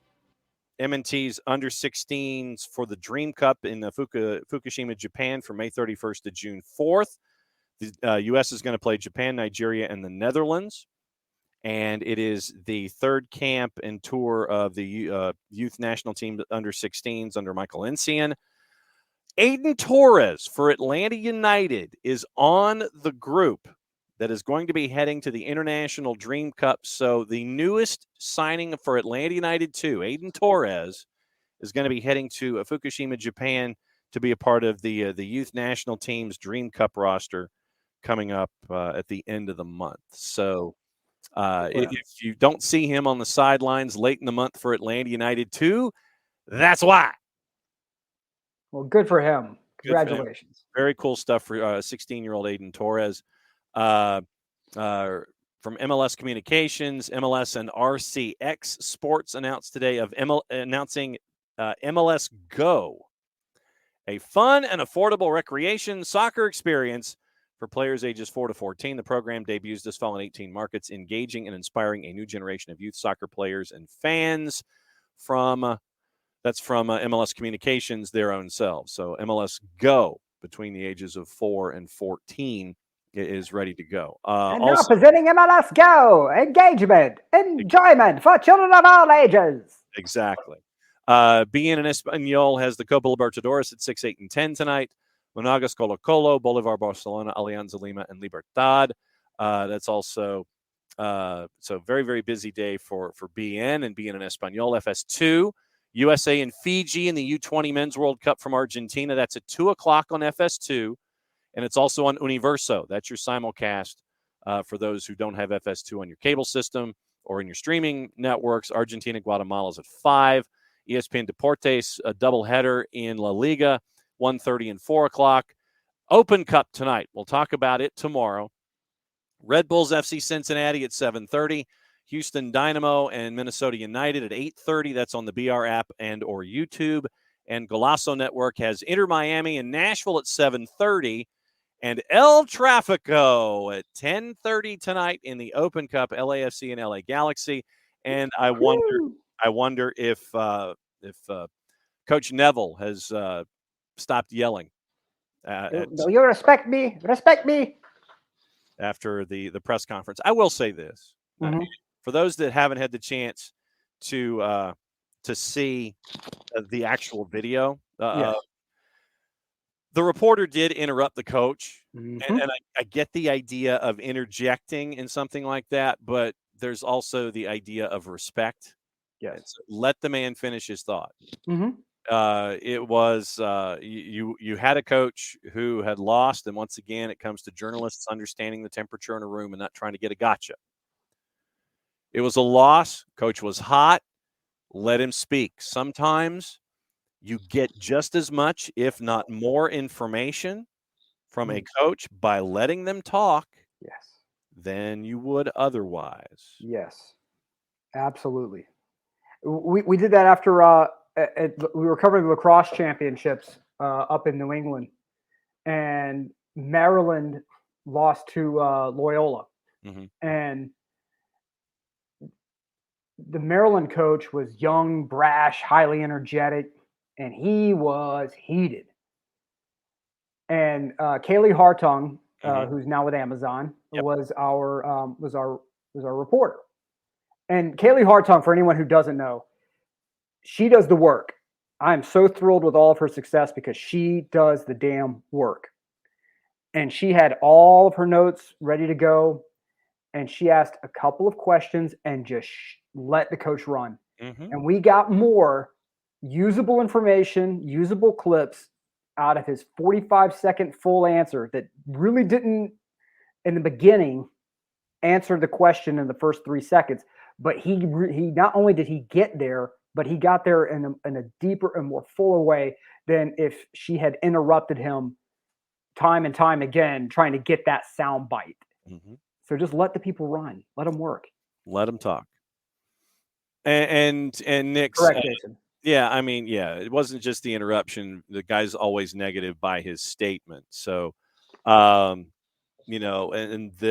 there are individuals that want to go into these situations and they want to try to get the gotcha. They always want to be that. They always want to be that negative. They always want to try to sit there and it's what we've talked about here in the final half hour of the show, the last half hour of the show. It's the art of asking a question. And there is this wave or this idea of going away from journalism and heading toward the gotcha. And and that to me is part of this as well. It's like, the guy's negative and he's continuing to ask questions and he's going to ask the negative thing because that's his hook. Whomever the individual is, that's their hook, And like I said, that's on you. If that's your hook, that's your hook. You would hope that over time, folks understand that that's where you're going with your questions, and treat it with the amount of depth. Correct, Abby? Then they're not journalists. Well, I think there's a lot of people who are trying to be Trent Krim from The Independent. without realizing that if you go, the full 3 seasons, that there was a bit of a turn for him as well. Mm-hmm. We have reporters who are just as likely to ask a coach about their thoughts on a Brazilian butt lift as they are about utilizing, a low block or mid block in particular situations, and so it's I understand. I've been in your shoes. If you're listening to this and you feel, oh, Nick's taking shots at all of us, or Nick's taking cheap shots at this guy or this person or this lady or what, look, I've been in their shoes. And whenever you're in the room and there's 30 people next to you, and you have one shot to ask a question, and you are from a publication that is not top tier, it better damn well be a good one, right? I know the pressure they're under. I know the pressure of when your manager calls you in and says, hey, look, man, page views are down. Bounce rate is up. We got to figure something out. And so you got to pivot. Mm-hmm. I've been in that call. I've been on those calls. I've been in those meetings. I know when your funding's getting cut. I know what those conversations are like. But if you only come out with one gimmick, it's going to run stale. The articles lose their punch because people expect this certain thing from you. Mm-hmm. And they say, oh, well, it's just this. There's no real. It's like people are crying. It's like the kid crying wolf. All right. He does this all the time. It's not as bad. So, or when you finally say something good, it's, he's in the can for this person. So, because everything else is negative, this is one positive thing. If you keep it even, it allows your articles, your videos, your content to have that extra punch, positive and negative. Mm-hmm. Okay. It's a tough job. Research in today's world is free. Bard from Google. It's an AI tool. Use it. Mm-hmm. Hey, Bard, what's counterpressing? Mm-hmm. Bard will give you the answer. ChatGPT. ChatGPT. Tell me a little bit about Catenaccio. Okay, great.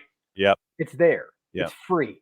Utilize it. Yeah. And Nix, I think that if you are I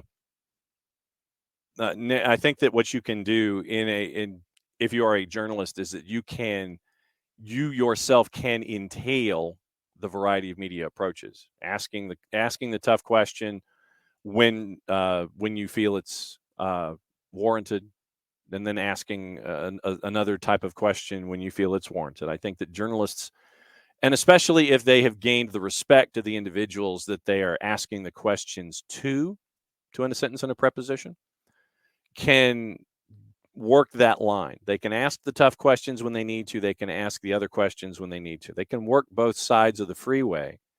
And that's what makes them journalists, and that's what makes them good journalists. So, and John won't say this. John Nelson won't say this. There's a reason why. If you talk to anybody, I know we're overtime, and I don't give a damn.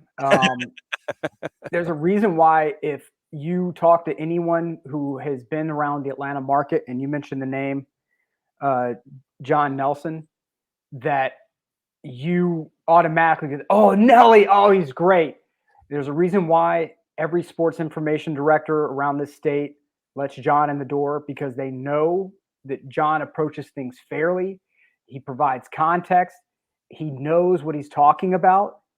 And that's why, even if they know John's going to be asking about stuff that's tough, they're going to let him in, because they know there's going to be context provided with it, and the information will be provided in depth.